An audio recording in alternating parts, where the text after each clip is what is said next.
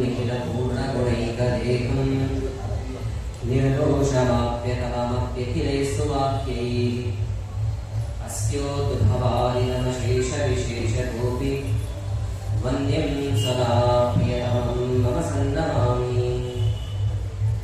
व्याप्तिर्यस्य निजे निजेन महसा पक्षे सपक्षे स्थितिः व्यावृत्तिष्ठविपक्षबोधविषये सत्तिर्नैवादिले नैवास्तिष्ठविपक्षयुक्तिरतुलं शुद्धं प्रमाणं सदे भूयात् तत्त्वविनिर्णयाय भगवान् आनन्दतीर्थो मुनिः। यं प्रौरजन्तमनुपेतमपेतकृत्यं द्वैपायनो विरहकातुराजुभाव पुत्रेति तन्मयतया परगोपि नेभूतं सर्वभूतहृदयं मुनिमानतोऽस्मि। सालङ्कारकाव्यनाटककला काणादपातञ्जल त्रय्यर्थस्मृतिजैमिनीय कविता सङ्गीतपारङ्गतः विप्रक्षत्रविडङ्गजातमुखरानिकप्रजासेवितः श्रीमत्सद्गुरुराघवेन्द्रयतिराट् कुर्याद्धृतं मङ्गलम्। तपस्वाध्याय शुश्रूषा कृष्णपूजारतं मुनिम् विश्वेशविश्वं वन्दे परिव्राट् चक्रवर्तिनम्। जन्माद्यस्य यतोऽन्वयादितरतश्चार्थेष्वभिघ्नस्वराट् तेने ब्रह्महृदाय आदिकवये मुह्यन्ति यं सूरयः। तेजो वायुमृतां यथा विनिमयो यत्र त्रिसर्गो मृषा धाम्ना स्वेन सदा निरस्तकुहकं सत्यं परं धीमहि। नारायणं नमस्कृत्य नरं चैव नरोत्तमं देवीं सरस्वतीं व्यासं ततो जयमुदीरये। स्वस्त्यस्तु सदाम् अशेषसन्मङ्गलानि भवन्तु। सम्यक् श्लोकैकश्रवणपठनमात्रेण वक्तुश्च श्रोतॄणाम् निखिलकलिकृतकल्मषापनोदनमृतरे धर्माद्यखिलपुरुषार्थसाधिनीभूते श्रीमद्भागवते षष्ठस्कन्धे अद्य कथानुवादे स्थिते किञ्चित् पूर्व प्रमेयानुवादः। श्रीगुरुभ्यो नमः। हरिः ओम्। ಭಾಗವತದ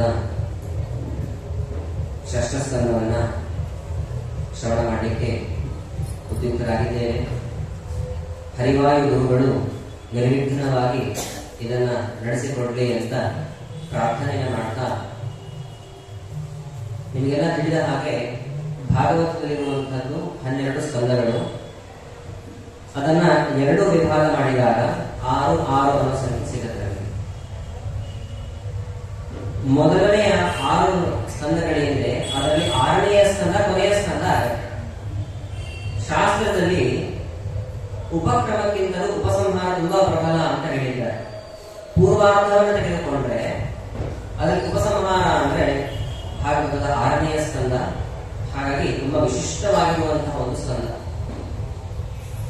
ಅನೇಕ ಜ್ಞಾನಿಗಳೆಲ್ಲ ತಿಳಿಸುವಾಗ ನಿಜವಾದ ಭಾಗವತ ಗ್ರಂಥವನ್ನು ನಾವು ಶ್ರವಣ ಮಾಡಿದ್ದೇವೆ ಅಂತಂದ್ರೆ ಅದರಲ್ಲಿ ದಶಮ ಸ್ಕಂದ ಕೃಷ್ಣನ ಚರಿತ್ರೆ ಅನ್ನೋದು ಪ್ರಧಾನವಾಗಿರಬೇಕು.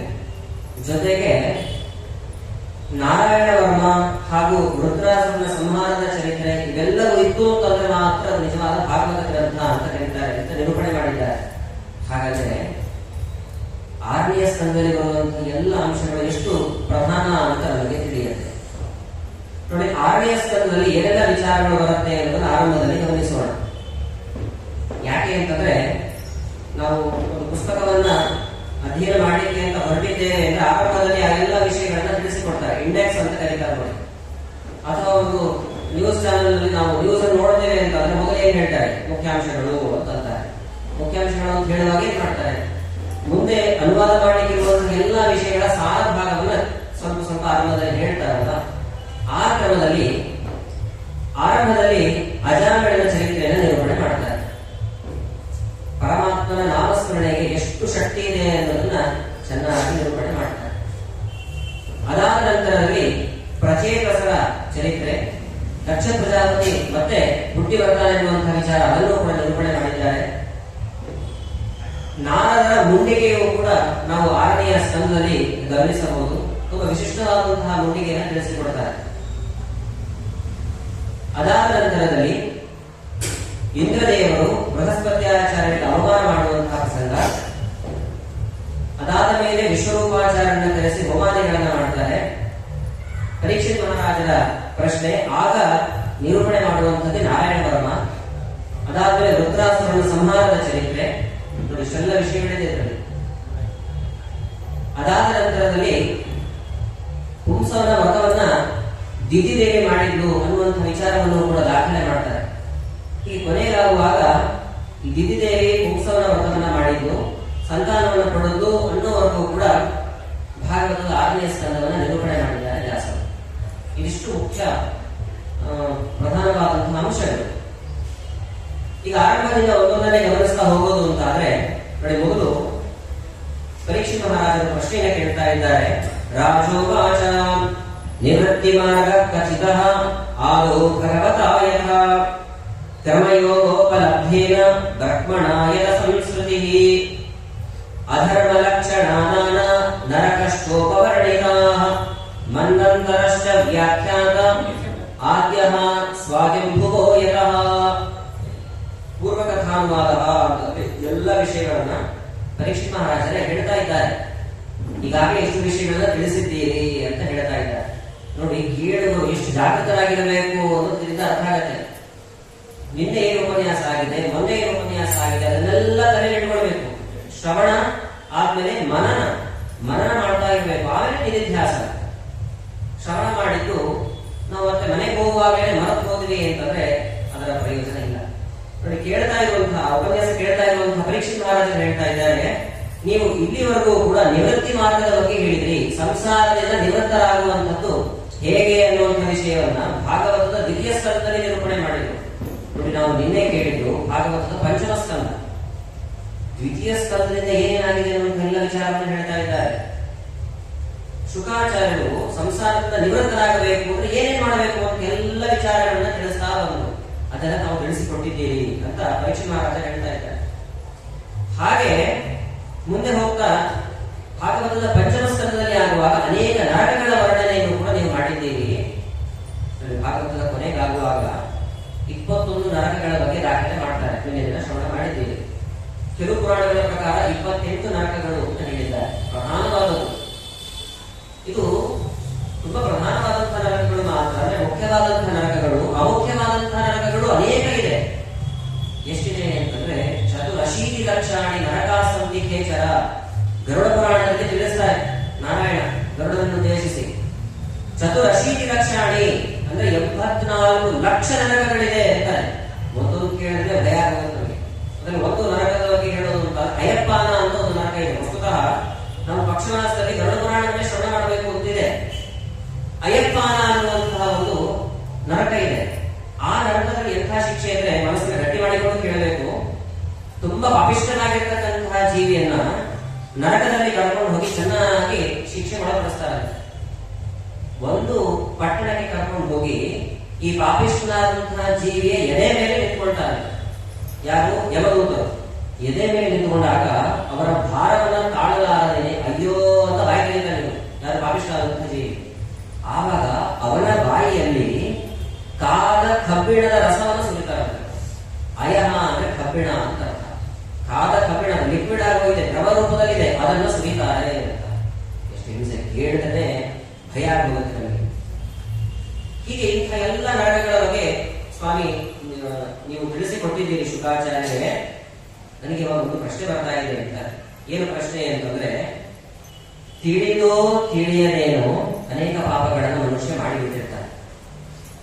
ಗರುಡರಲ್ಲಿ ಪ್ರಶ್ನೆ ಕೇಳ್ತಾರೆ ನಾರಾಯಣನಿಗೆ, ಯಾರೆಲ್ಲ ನರಕಗಳಿಗೆ ಹೋಗ್ತಾರೆ? ನಮಗೆಲ್ಲ ಒಂದು ಜಿಜ್ಞಾಸೆ ಇರುತ್ತೆ. ನಾವು ನರಕಗಳಿಗೆ ಹೋಗ್ತೀವ, ಇಂತಹ ನರಕಕ್ಕೆ ನಾವೆಲ್ಲ ಭಜನೆ ಮಾಡ್ತೀವ ಅಂತಂದ್ರೆ ದೊಡ್ಡ ಲಿಸ್ಟ್ ಕೊಡ್ತಾನೆ ಪರಮಾತ್ಮ. ಯಾರೇ ನರಕಕ್ಕೆ ಹೋಗ್ತಾರೆ ಅಂತ ನಾನು ಹೇಳ್ತೀನಿ ಅಂತ. ಯಾರು ಮದ್ಯಪಾನ ಮಾಡ್ತಾರೆ, ಹಾಗೆ ಬ್ರಹ್ಮ ಹತ್ಯಾ ದೋಷವನ್ನು ಯಾರು ಮಾಡ್ತಾರೆ, ಗೋ ಹತ್ಯಾ ದೋಷವನ್ನು ಯಾರು ಮಾಡ್ತಾರೆ, ಹೀಗೆ ಹೇಳ್ತಾ ಹೋಗ್ತಾನವರೆಲ್ಲ ನರಕದಲ್ಲಿ ಶಿಕ್ಷೆಯನ್ನ ಪಡೆಯಲೇಬೇಕು. ನಾವೆಲ್ಲ ಇದನ್ನೇನು ಮಾಡಿರೋದಿಲ್ಲ ಅಂದ್ಕೊಳ್ತೀವಿ. ಆದ್ರೆ ಮದ್ಯಪಾನದ ವ್ಯಾಖ್ಯಾನವನ್ನ ಧರ್ಮಶಾಸ್ತ್ರ ತಿಳಿಸಿಕೊಡುತ್ತೆ. ಉತ್ಥಾಯ ವಾಮಹಸ್ತೇನ ಯಹ ತೋಯಂ ಪಿಬತಿ ದ್ವಿಜಃ ಸುರಾಪಿ ಸಹ ವಿಜ್ಞೇಯ. ಎದ್ದು ನಿಂತು ಎಡಗೈಯಲ್ಲಿ ನೀರನ್ನ ಕುಡಿದ್ರೆ ಮದ್ಯಪಾನ ಮಾಡಿದ ಹಾಗೆ ಅಂತ ಅಂದ್ಬಿಟ್ಟಿದ್ದಾರೆ. ಎಷ್ಟು ಬಾರಿ ಮದ್ಯಪಾನ ಮಾಡಿದ್ದೀವೋ ತಿಳಿದ್ಮೇಲೆ ಅದು ಬದಲಾಯಿತು.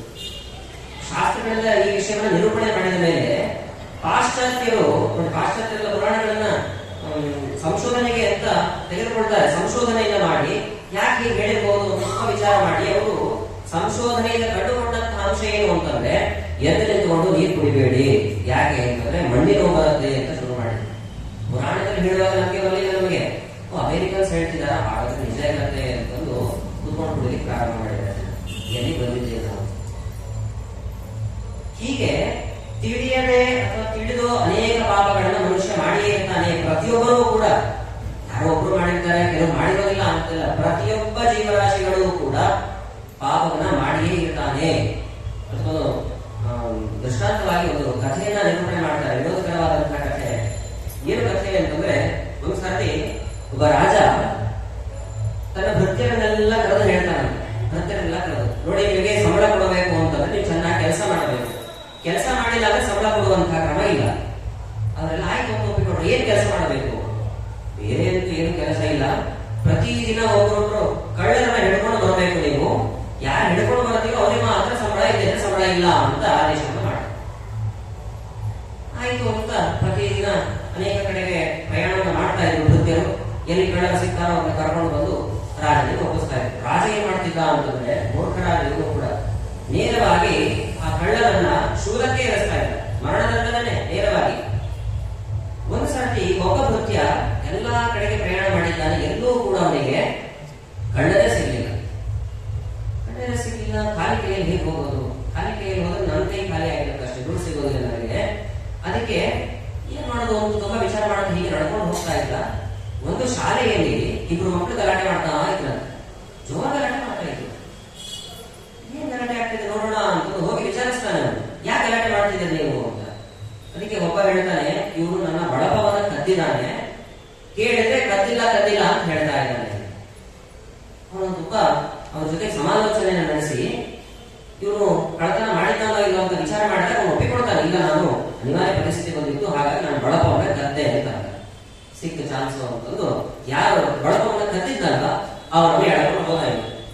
ನೇರವಾಗಿ ಬಾಲಕನನ್ನ ಎಳ್ಕೊಂಡು ರಾಜ ಮುಂದೆ ಒಪ್ಪಿಸ್ತಾನೆ.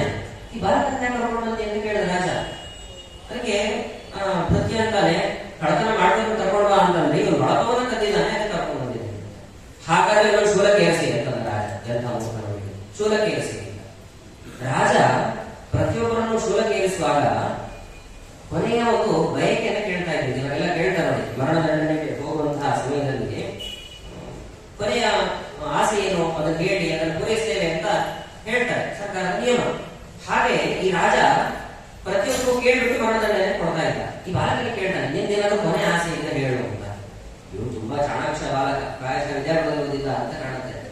ನೇರವಾಗಿ ಅವನು ಹೇಳ್ತಾನೆ, ನಂದಿರೋದು ಒಂದೇ ಒಂದು ಆಸೆ, ನಮ್ಮ ಪೂರ್ವಿಕರಿಂದಲೂ ಕೂಡ ಒಂದು ವಿಶಿಷ್ಟವಾಗಿರುವಂತಹ ವಿದ್ಯೆ ಇದೆ. ಅದೆಂಥ ವಿದ್ಯೆ ಅಂತಂದ್ರೆ ಒಂದು ಮಂತ್ರ. ಅದು ಆ ಮಂತ್ರವನ್ನ ಉಚ್ಚಾರಣೆ ಮಾಡುವಾಗ ಕೈಯಲ್ಲಿ ಏನಾದರೂ ಕಬ್ಬಿಣ ಅಥವಾ ಯಾವುದೋ ಲೋಹವನ್ನು ಹಿಡಿದುಕೊಂಡ್ರೆ ಆ ಮಂತ್ರ ಹೇಳ್ತಾ ಹೋದ ಹಾಗೆ ಆ ಲೋಹ ಬಂಗಾರವಾಗಿ ಬದಲಾಗತ್ತೆ ಅಂತ ಒಂದು ಮಂತ್ರ ಗೊತ್ತು ನನಗೆ ಅಂತಂದ್ರೆ.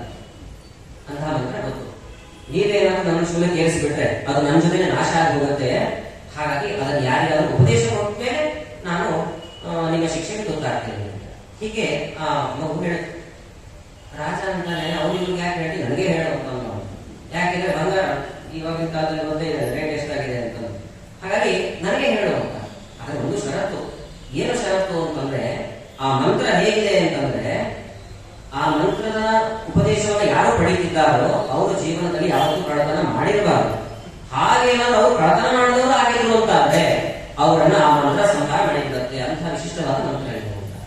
ರಾಜ ಮುಂದೆ ಬಂದವನು ನಿಧಾನವಾಗಿ 2 ಹೆಜ್ಜೆ ಹಿಂದೆ ಇಟ್ಟ. ನಾನು ಯಾವಾಗಲೂ ಕದ್ದಿದ್ದೀನಿ ಅಂತ ಅನ್ಸುತ್ತೆ, ನನ್ನ ಹೆಂಡತಿ ಇದ್ದಾಳೆ, ನಾನು ಹೆಂಡತಿ ಉಪದೇಶ ಕೊಡುವಂತ. ನಾನು ಬೇರೆಯವ್ರಿಗೆ ಹೇಳಿಲ್ಲ ಅವನು, ನಾನು ಹೆಂಡತಿ ಇದ್ದಾಳೆ, ಹೆಂಡತಿ ಉಪದೇಶ ಕೊಡುವಂತ. ಹೆಂಡತಿ ಏನು ಅಂತ ಕೇಳಿದಾಗ, ಇಲ್ಲ ಈ ರೀತಿಯಾಗಿ ಉಪದೇಶ ಕೊಡ್ತಾನಂತೆ, ನೀನು ಯಾವತ್ತೂ ಕದ್ದಿಲ್ಲ ಅಲ್ಲ ಅಂತಂದಾಗ ಅವಳು ಹೇಳ್ತಾಳೆ, ಇಲ್ಲ ಅವಾಗ ನಾನು ನಿಮ್ ಜೊತೆ ಕೈ ಹಾಕಿದ್ದೀನಿ ಅಂತ. ಅಯ್ಯೋ ಅಂತ. ಮಕ್ಕಳನ್ನ ಕರೆದು ಕೇಳ್ತಾನೆ, ಇಲ್ಲ ನಾನು ಕೂಡ ಅವಾಗ ಕದ್ದಿದ್ದೀನಿ. ಮಂತ್ರಿಗಳು, ಸೈನಿಕರು, ಊರಲ್ಲಿರುವಂತಹ ಎಲ್ಲ ಜನರನ್ನು ವಿಚಾರಿಸಿದ ರಾಜ. ಒಂದಲ್ಲ ಒಂದು ರೀತಿಯಿಂದ ನಾವು ಕಳ್ಳತನ ಮಾಡಿದ್ದೀವಿ ಅಂದ್ರೆ ಒಪ್ಪಿಕೊಂಡ್ರು. ಇಡೀ ಊರಿನ ಜನ ಕಳ್ಳತನ ಮಾಡಿದ್ದೀವಿ ಅಂತ ಒಪ್ಪಿಕೊಂಡ್ಬಿಟ್ರು. ಆವಾಗ ಮಗು ಹೇಳಿತು, ಎಲ್ಲರೂ ಕಳ್ಳತನ ಮಾಡಿದ್ದೀರಲ್ಲ, ನನಗೊಬ್ಬರಿಗೆ ಯಾಕೆ ಮರಣದಂಡನೆ, ಬನ್ನಿ ಎಲ್ಲ ಸೇರಿ ಸತ್ತೋಣ ಅಂತ. ಬೇಡ ಬೇಡ ಅಂತ ನೀವು ಅಂತ ಕೈ ಬಿಟ್ಟರು ಅಂತ. ಈ ಕಥೆಯ ಸಾರಾಂಶ ಇಷ್ಟೇನೆ, ಪ್ರತಿಯೊಬ್ಬರೂ ಕೂಡ ಗೊತ್ತಿದ್ದೋ ಗೊತ್ತಿಲ್ಲದೇನೋ ಪಾಪವನ್ನ ಮಾಡಿಯೇ ಇರ್ತಾರೆ. ಅಂತಹ ಪಾಪಕ್ಕೆ ಘೋರವಾದಂತಹ ನರಕ ಅಂತಂದ್ರೆ ಬಹಳ ಕಷ್ಟ ಆಗುತ್ತೆ. ಅದರಿಂದ ಹೊರಬರಲಿಕ್ಕೆ ಏನಾದ್ರು ಉಪಾಯ ಇದೆಯಾ ಅಂತ ಪ್ರಶ್ನೆ ಮಾಡಿದಾಗ ಅದಕ್ಕೆ ಅಜಾಮಿಳನ ಕಥೆಯನ್ನ ನಿರೂಪಣೆ ಮಾಡ್ತಾರೆ. ಪ್ರಧಾನವಾಗಿ ಪ್ರಾಯಶ್ಚಿತ್ತವನ್ನು ಮಾಡಿಕೊಳ್ಳಬೇಕು ಅಂತಾರೆ. ಪ್ರಾಯಶ್ಚಿತ್ತ ನಾವು ಅನೇಕ ಕಡೆ ಕೇಳ್ತೀವಿ ಶಬ್ದವನ್ನು. ಏನು ಪ್ರಾಯಶ್ಚಿತ್ತ ಅಂತಂದ್ರೆ ಪ್ರಾಯ ಪಾಪಂ ಸಮುದಿಷ್ಟಂ ಚಿತ್ತಂ ತಸ್ಯ ವಿಶೋಧನಂ ಅಂತಾರೆ.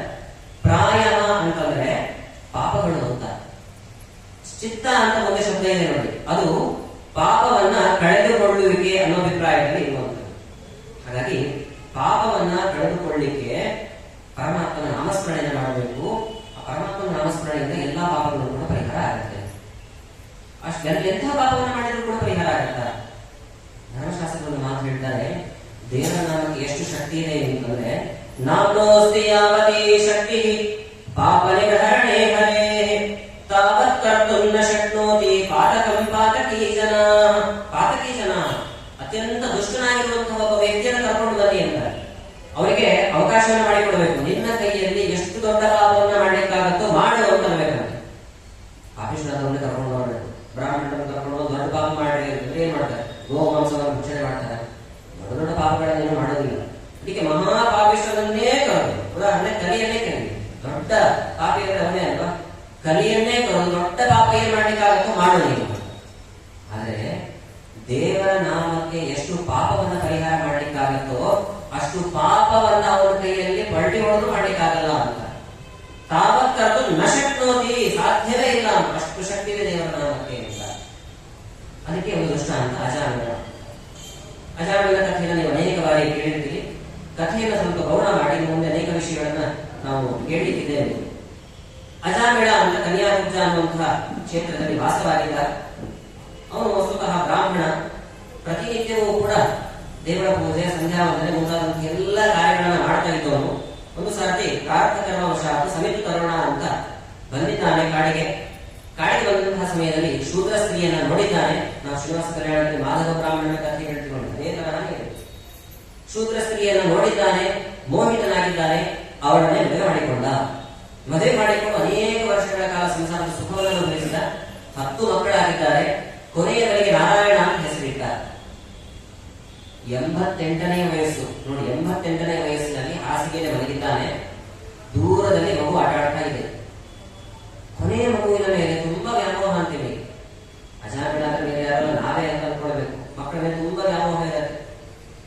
ಮಕ್ಕಳ ಮುದ್ದಾದಂತಹ ಮಾತುಗಳನ್ನ ಕೇಳಿ ಎಷ್ಟು ಮುದ್ದು ಮಾತಾಡ್ತಿದೆಯೋ ಏನೋ ಮಗು ಅನ್ಸುತ್ತೆ.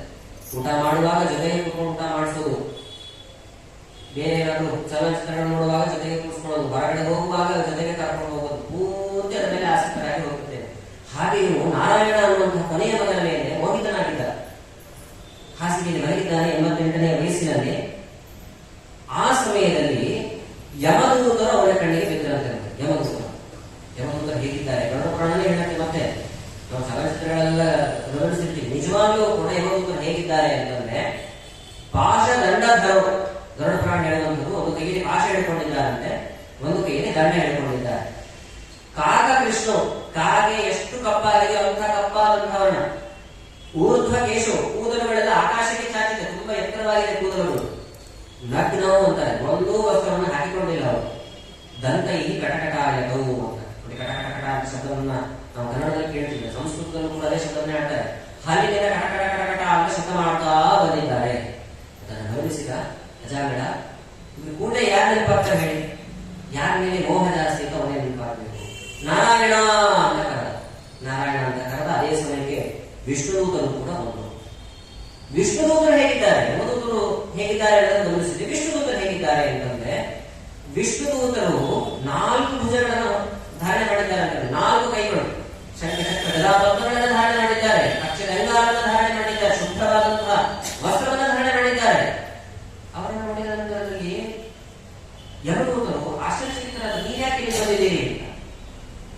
ಅದಕ್ಕೆ ವಿಷ್ಣುದೂತರನ್ನು ಯಾರು ಸಾತ್ವಿಕರಾಗಿದ್ದಾರೆ ಅವರನ್ನು ಕರ್ಕೊಂಡು ಹೋಗ್ಲಿಕ್ಕೆ ಅಂತ ಬರೋದು ನಾವು, ಹಾಗಾಗಿ ಬಂದಿದ್ದೀವಿ.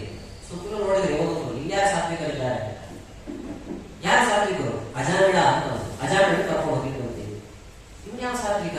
ಈಗ ಬೇಕಾದಷ್ಟು ಪಾಪವನ್ನು ಮಾಡಿದ್ದಾನೆ ಜೀವನದ ಉದ್ದಕ್ಕೂ ಕೂಡ. ಮದ್ಯಪಾನವನ್ನು ಮಾಡಿದ್ದಾನೆ, ಮತ್ತೆ ಗೋಮಾಂಸವನ್ನು ಭಕ್ಷಣೆಯನ್ನು ಮಾಡಿದ್ದಾನೆ, ಏನೆಲ್ಲ ಮಾಡುವುದೆಲ್ಲವನ್ನು ಕೂಡ ಮಾಡಿದ್ದಾನೆ. ಇವರು ಹೀಗೆ ಸತ್ಪುರುಷನಾಗಿ ಸಾಧ್ಯ? ನಿಮಗೆ ಧರ್ಮಶಾಸ್ತ್ರವೇ ಗೊತ್ತಿಲ್ಲ ಅಂತ ಬೈಬಿಟ್ರು ವಿಷ್ಣು. ಯಾರು ಎಷ್ಟೇ ಪಾಪವನ್ನು ಮಾಡಿದ್ರು ಕೂಡ ಪರಮಾತ್ಮನ ನಾಮಸ್ಮರಣೆಯಿಂದ ಎಲ್ಲ ಪಾಪವೂ ಕೂಡ ಪರಿಹಾರ ಆಗತ್ತೆ. ಒಂದು ದೃಷ್ಟಾಂತ, ಒಂದು ರೆಂಬೆ ಮೇಲೆ ನೂರಾರು ಕಾಗೆಗಳು ಕುತ್ಕೊಂಡಿತ್ತು ಅಂತಂದ್ರೆ ಅದನ್ನು ಓಡಿಸ್ಲಿಕ್ಕೆ ಒಂದು ಪಾಷಾಣ ಸಾಕು, ಒಂದು ಕಲ್ಲು ಸಾಕು.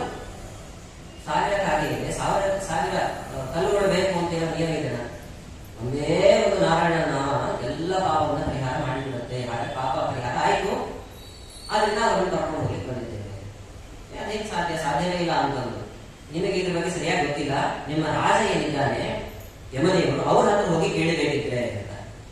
ಸರಿ ಅಂತ ಯಮದೇವರ ಬಳಿ ಬಂದಿದ್ದಾರೆ. ಬೇಜಾರಾಗಿತ್ತು ಅವರಿಗೆ, ಕೆಲಸ ಆಗ್ಲಿಲ್ಲ ನೋಡಿ. ಆಲಿಕೆಗೆ ಬರೋದು ಅಂತಂದ್ರೆ ಅವಮಾನ. ಯಮದೇವರ ಬಳಿ ಬಂದು ಕೇಳ್ತಾರೆ, ದೇವರ ನಾಮಕ್ಕೆ ಅಷ್ಟು ಶಕ್ತಿ ಇದೆ ಅಂತ ಅಂತಾರೆ. ದೇವರ ನಾಮಕ್ಕೆ ಎಲ್ಲಾ ಪಾಪವನ್ನು ಪರಿಹಾರ ಮಾಡಲಿಕ್ಕೆ ಶಕ್ತಿ ಇದೆನಾ ಅಂತ ಕೇಳಿದ್ರೆ, ಒಂದು ನಿಮಿಷ ಉತ್ತರ ಕೊಡ್ತೀನಿ ಅಂತ ಯಮದೇವರು ಹೋಗಿ ಸ್ನಾನ ಮಾಡ್ಕೊಂಡು ಬಂದ್ರಂತೆ ನೋಡಿ. ಸ್ನಾನ ಮಾಡ್ಕೊಂಡು ಪರಮಾತ್ಮನ ನಾಮಸ್ಮರಣೆ ಎಷ್ಟು ಬಡಿಬಡಿಯಾಗಿರುತ್ತೆ ಅಂತಂದ್ರೆ ಸ್ನಾನ ಮಾಡ್ಕೊಂಡು ಬಂದು ಹೇಳ್ತೇನೆ ಅಂತ ಸ್ನಾನ ಮಾಡಿ ಬಂದು ಹೇಳ್ತಾರೆ. ವಿಷ್ಣು ದೂತರು ಹೇಳಿದ್ರು ಅಕ್ಷರಶಃ ಸತ್ಯ. ದೇವರ ನಾಮಕ್ಕೆ ಎಲ್ಲ ಪಾಪವನ್ನು ಪರಿಹಾರ ಮಾಡುವಷ್ಟು ಶಕ್ತಿ ಇದೆ. ಹಾಗಾದ್ರೆ ಒಂದು ನಿಯಮ ಮಾಡಿಕೊಡಿ ಅಂತಂದ್ರು. ಯಾರನ್ನ ಕರ್ಕೊಂಡು ಬರಬೇಕು, ಯಾರನ್ನ ಕರ್ಕೊಂಡು ಬರಬಾರದು ಅಂತ ನೋಡಿ. ನಮಗೆಲ್ಲ ಗೊಂದಲ. ನಮ್ಮನ್ನು ಕರ್ಕೊಂಡು ಹೋಗ್ಲಿಕ್ಕೆ ವಿಷ್ಣು ದೂತರು ಬರ್ತಾರೋ ಯಮದೂತರು ಬರ್ತಾರೋ? ಯಮದೇವರ ಮಾತಿನಿಂದ ನಮಗೆ ಅರ್ಥ ಆಗ್ಬಿಡುತ್ತೆ. ಇವಾಗ ತೀರ್ಮಾನ ಮಾಡಿಬಿಡಬಹುದು ನಾವು. ಯಮದೇವರು ಹೇಳಿದಂತಹ ಮಾತು ನೋಡಿ, ಜಿಹ್ವಾನ ಭಕ್ತಿ ಭಗವದ್ ಗುಣನಾಮಧ್ಯೇಯಂ ಚೇತಶ್ಚನ ಸ್ಮರತಿ ತಚ್ಚರಣಾರವಿಂದಂ ಕೃಷ್ಣಾಯ ನಮತಿ ಯಚ್ಚಿರ ಏಕದಾಪೆ ತಾನಾನಯದ್ಭವಸತೋ ಕೃತ ವಿಷ್ಣು ಕೃತ್ಯಾನ್ ತಾನ್ ಆನಯದ್ಭಂ. ಇಂಥವರನ್ನ ಕರ್ಕೊಂಡು ಬನ್ನಿ ಅಂತ ನೀವು ಮಾಡಿದ್ದಾರೆ. ಯಾರ ನಾಲಿಗೆ ದೇವರ ನಾಮಸ್ಮರಣೆಯನ್ನು ಯಾವತ್ತೂ ಮಾಡಿಲ್ಲವೋ ಅಂಥವ್ರನ್ನ ಬಿಡಬೇಡಿ. ಚೇತ ಮನಸ್ಸು ಪರಮಾತ್ಮನ ಪಾದಾರವಿಂದವನ್ನ ಯಾವತ್ತೂ ಚಿಂತನೆ ಮಾಡಿಲ್ವೋ ಅಂಥವರನ್ನ ಕರ್ಕೊಂಡು ಬನ್ನಿ. ಕೃಷ್ಣಾಯ ನಮತಿ, ದೇವರಿಗೆ ತಲೆಬಾಗಿ ಯಾರು ನಮಸ್ಕಾರ ಮಾಡಿಲ್ವೋ ಅಂಥವ್ರನ್ನ ಕರ್ಕೊಂಡು ಬನ್ನಿ. ಯಾರ ಪಾದಗಳು ತೀರ್ಥಕ್ಷೇತ್ರಗಳಿಗೆ ಸಂಚಾರವನ್ನ ಮಾಡಿಲ್ವೋ, ದೇವಾಲಯಗಳಿಗೆ ಸಂಚಾರವನ್ನ ಮಾಡಿಲ್ವೋ ಅಂಥವ್ರನ್ನ ಕರ್ಕೊಂಡು ಬನ್ನಿ. ಯಾರ ಕೈಗಳು ದೇವರನ್ನ ಗುರು ಹಿರಿಯರನ್ನ ಪೂಜಿಸಲಿಲ್ಲವೋ ಅಂಥವ್ರನ್ನ ಕರ್ಕೊಂಡು ಬನ್ನಿ. ಒಟ್ಟಾರೆ ಹೇಳೋದು ಅಂತಾರೆ ಪರಿಪೂರ್ಣವಾದಂತಹ ಶರೀರ ದೇವರಿಗಾಗಿ ಗುರು ಹಿರಿಯರಿಗಾಗಿ ಮೀಸಲಾಗಿರುವಂತಹದ್ದು. ಅದಕ್ಕಾಗಿ ಮೀಸಲಾಗಿಡದೆ ಸ್ವಾರ್ಥಕ್ಕಾಗಿ ಯಾರು ಬಳಸ್ಕೊಳ್ತಾ ಇದ್ದಾರೋ ಅಂಥವ್ರನ್ನ ಕರ್ಕೊಂಡು ಬನ್ನಿ. ಅದು ಹಿಂಗ್ ಗೊತ್ತಾಗುತ್ತೆ ಯಾರ್ಯಾರು ಗುರು ಹಿರಿಯರು ಸೇವೆ ಮಾಡಿದ್ದಾರೋ ಇಲ್ವೋ, ದಿನ ದೇವರ ಪೂಜೆ ಮಾಡಿದ್ದಾರೋ ಇಲ್ವೋ, ಅದು ಹಿಂಗ್ ಗೊತ್ತಾಗುತ್ತೆ. ಒಂದು ವೇಳೆ ಕೊನೆಗೆ ಇನ್ನೊಂದು ನಿಯಮವನ್ನ ನಿರೂಪಣೆ ಮಾಡಿದ್ದಾರೆ. ಭಾಗವತದಲ್ಲಿಲ್ಲ, ಅದು ಅನೇಕ ವ್ಯಾಖ್ಯಾನಕಾರರು ಹೇಳ್ತಾರೆ. ಕೊನೆಗೆ ಯಮದೇವರು ಹೇಳಿದಂತಹ ಮಾತೇನು ಅಂತಂದ್ರೆ, ಯಾರಾದ್ರೂ ಅಗಲಿ ಹೋಗಿರ್ತಾರಲ್ಲ, ಅಗಲಿ ಹೋದವರ ಮನೆಗೆ ಹೋಗ್ಬೇಡಿ ನೀವು. ನೇರವಾಗಿ ಅವ್ರ ಮನೆಗೆ ಹೋಗ್ಬೇಡಿ. ಅವ್ರ ಮನೆಗೆ ಹೋಗದೆ ಬೇರೆ ಎಲ್ಲಿಗೆ ಹೋಗ್ಬೇಕು ಅಂತ ಪಕ್ಕದ ಮನೆಗೆ ಹೋಗಿ ಅಂತಂದ್ರೆ ದೇವದೇವರು ಪಕ್ಕದ ಮನೆಗೆ ಹೋಗಿ ಏನ್ ಮಾಡಬೇಕು? ಜೀವ ಎಲ್ಲಿರೋ ತಲುತ್ತಾನೆ ಹೋಗಬೇಕು. ಹಾಗೆಲ್ಲ ಹೇಳಿ ಪಕ್ಕದ ಮನೆಗೆ ಹೋಗ್ಬಿಟ್ಟು ಯಾರು ಪ್ರಾಣನ ಕಳ್ಕೊಂಡಿದ್ದಾನಲ್ಲ ಆ ವ್ಯಕ್ತಿಯ ಬಗ್ಗೆ ವಿಚಾರಿಸಿ. ಇವರು ಜೀವನದಲ್ಲಿ ಒಮ್ಮೆಯಾದ್ರೂ ಭಾಗವತ ಗ್ರಂಥವನ್ನು ಕೇಳಿದ್ದಾನೋ ಇಲ್ವೋ ಅಂತ ವಿಚಾರ ಮಾಡಿ. ಕೇಳಿದ್ದಾನೆ ಅಂದ್ರೆ ನೀವು ಅವ್ರಿಗೂ ಸಂಬಂಧ ಇಲ್ಲ, ಅವ್ರು ಕರ್ಕೊಂಡು ಹೋಗ್ಲಿಕ್ಕೆ ವಿಷ್ಣು ದೂತರು ಬರ್ತಾರೆ. ಕೇಳಿಲ್ಲ ಅಂತಂದ್ರೆ ನೀವು ಹೋಗಿ ನಿಮ್ಮ ಕೆಲಸವನ್ನ ಮಾಡಬೇಕು. ಎಷ್ಟು ಆಶ್ಚರ್ಯ! ಭಾಗವತ ಗ್ರಂಥದ ಮಹಿಮೆ. ನಾವೆಲ್ಲರೂ ಕೂಡ ಉಪಕೃತರಾಗಿದ್ದೇವೆ. ಪ್ರತಿ ವರ್ಷವೂ ಕೂಡ 1 ವರ್ಷಕ್ಕೂ ತಪ್ಪದಂತೆ ಪ್ರತಿ ವರ್ಷವೂ ಕೂಡ ನಮ್ಮ ಯಾಕವಲ್ಯ ದೇವಸ್ಥಾನದಲ್ಲಿ ಭಾಗವತ ಪುರಾಣವನ್ನ ಶ್ರವಣ ಮಾಡ್ತಿದ್ದೇವೆ ಅಂತಂದ್ರೆ ಅದರ ಪುಣ್ಯ ಭಾಗವನ್ನೆಲ್ಲ ನಾವು ಆಯೋಜಕರಿಗೆ ಸಲ್ಲಿಸಬೇಕು. ಅಷ್ಟು ವಿಶಿಷ್ಟವಾಗಿರುವಂತಹ ಗ್ರಂಥ ಭಾಗವತ ಗ್ರಂಥ. ಹೀಗೆ ಇಷ್ಟೆಲ್ಲ ಹೇಳಿದ ನಂತರದಲ್ಲಿ ಆಯುಧವನ್ನು ಸಮ್ಮತಿಸಿದ್ರು. ವಿಷ್ಣು ದೂತರು ಅಜಾಮಿಳನನ್ನ ಕರ್ಕೊಂಡು ಹೋಗುವುದು. ಇಷ್ಟು ಕೇಳಿದ ನಂತರ ನಮಗೇನು ಅನ್ಸುತ್ತೆ ಅಂತಂದ್ರೆ, ಹಾಗಾದ್ರೆ ಒಂದು ದೇವರ ನಾಮ ಏನಿದೆ ಅದು ಎಲ್ಲಾ ಪಾಪವನ್ನು ಪರಿಹಾರ ಮಾಡಲಿಕ್ಕೆ ಶಕ್ತಿ ಇದೆ. ಹಾಗಾದ್ರೆ ಪಾಪ ಮಾಡಿಬಿಡೋಣ, ನಾರಾಯಣ ಅಂತ ಅಂದ್ಬಿಡೋಣ ಅಲ್ವಾ? ಉದಾಹರಣೆಗೆ ವೈದ್ಯರು ದೊಡ್ಡ ಸಂಶೋಧನೆಯನ್ನು ಮಾಡಿ ಹೇಳಿದ್ರು ಅನ್ಕೊಳ್ಳಿ, ಒಂದು ಹೊಸ ಔಷಧವನ್ನ ಕಂಡು ಹಿಡಿದಿದ್ದೀವಿ. ಎಂಥ ಔಷಧ ಅಂತಂದ್ರೆ ನೀವು ಎಷ್ಟೇ ಸಿಹಿ ತಿನಿಸುಗಳನ್ನ ತಿಂದರೂ ಕೂಡ ನಿಮಗೆ ಶುಗರ್ ಕಂಟ್ರೋಲ್ ಅಲ್ಲಿ ಇರುತ್ತೆ ಅಂತ ಅನ್ಕೊಳ್ಳಿ. ಅವರು ನಾಳೆಯಿಂದ ಚೆನ್ನಾಗಿ ಸ್ವೀಕಾರ ಮಾಡಿದ್ದೆ. ನೀವು ಎಷ್ಟೇ ಪಾಪ ಮಾಡ್ರಿ, ಪಾಪವನ್ನು ಪರಿಹಾರ ಮಾಡಲಿಕ್ಕೆ ನಾರಾಯಣ ನಾಮ ಇದೆ ಅಂದ್ರೆ ಏನ್ ಅನ್ಸುತ್ತೆ? ಮಾಡಿ ಪಾಪ, ನಾರಾಯಣ ನಾಮ ಇದೆ ಅಲ್ವಾ ಅಂತ ಅನ್ಸ್ಬಿಡತ್ತೆ. ಹಾಗರ್ಥವನ್ನು ಮಾಡಿಕೊಳ್ಬೇಡಿ. ಹಾಗರ್ಥವನ್ನು ಮಾಡಿಕೊಳ್ಬೇಡಿ. ನಾರಾಯಣ ನಾಮಕ್ಕೆ ಅಷ್ಟು ಶಕ್ತಿ ಇದ್ದೇ ಇದೆ. ಯೋಗ್ಯತೆ ಅನ್ನೋದು ತುಂಬಾ ತುಂಬಾ ತುಂಬಾ ಪ್ರಧಾನವಾಗಿರುವಂಥದ್ದು. ಯೋಗ್ಯತೆಯನ್ನು ತುಂಬಾ ಪ್ರಬಲವಾಗಿ ಬೇಕಾಗತ್ತೆ. ಯೋಗ್ಯತೆಯನ್ನು ಉದಾಹರಣೆಗೆ ಒಂದು ಮಾವಿನ ಮರದ ಬೀಜವನ್ನು ತಂದು ಇಟ್ಕೊಳ್ಳಿ. ಮಾವಿನ ಮರದ ಬೀಜದಿಂದ ಮಾವಿನ ಮರವೇ ಬೆಳೆಯಕ್ಕೆ ಹೊರತು ಬಾಳೆ ಗಿಡ ಬೆಳೆಯುತ್ತೆ ಅದರಲ್ಲಿ.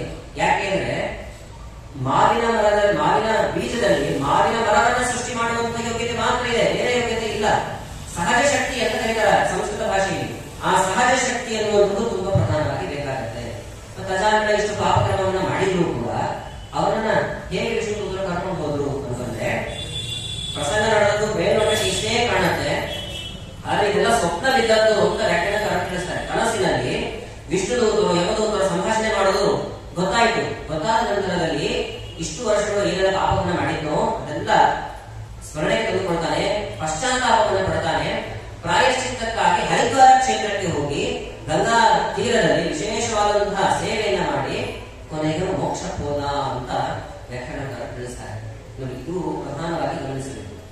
ಆದ್ರೆ ಭಾಗವತದ ಶ್ಲೋಕದಲ್ಲಿ ಹಾಗೆ ತಿಳಿಯೋದಿಲ್ಲ. ನೋಡಿ, ಭಾಗವತದಲ್ಲಿ ಬರುವಂತಹ ಶ್ಲೋಕ ನೋಡಿ, ದೂರೇ ಕ್ರೀಡನಕಾಸಕ್ತಂ ಪುತ್ರಂ ನಾರಾಯಣಾರ್ಪಯಂ ಲಾಲಿತೇನ ಸ್ವರೇಣೋಚ್ಚೈಃ ಆಜುಹಾವಾಕುಲೇಂದ್ರಿಯಃ.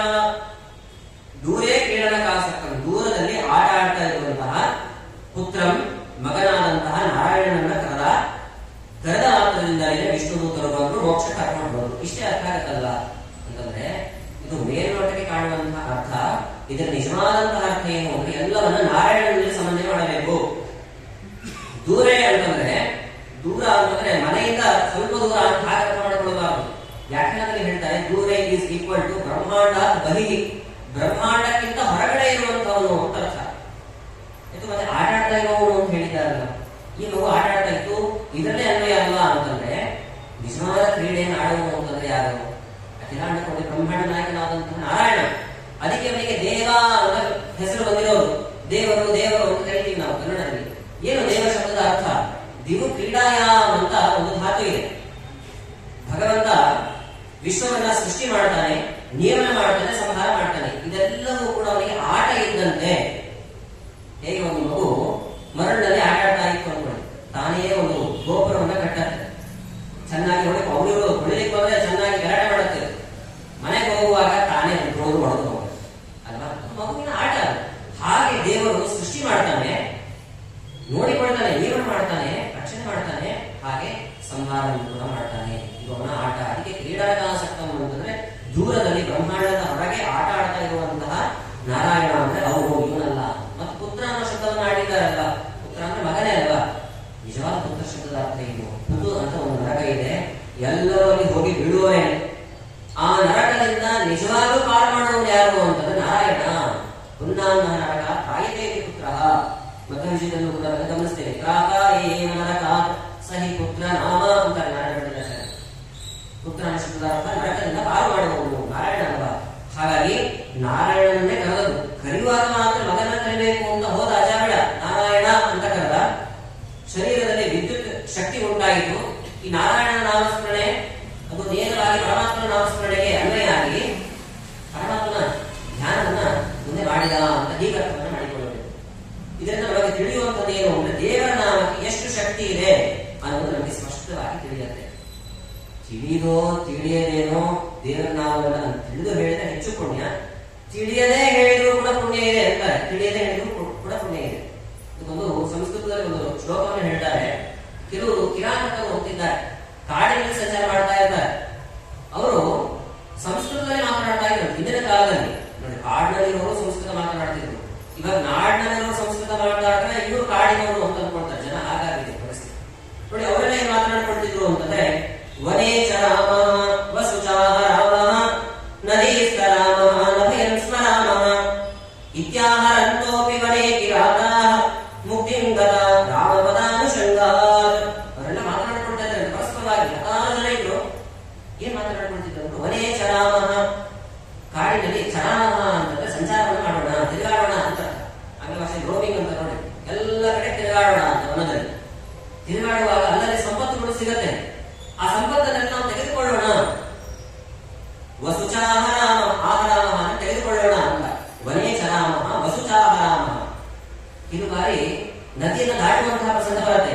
ನದಿಯನ್ನು ಕೂಡ ದಾಟೋಣ ಅಂತ ಸ್ತರಾಮ ದಾಟುವಂಥದ್ದು ಅಂತ.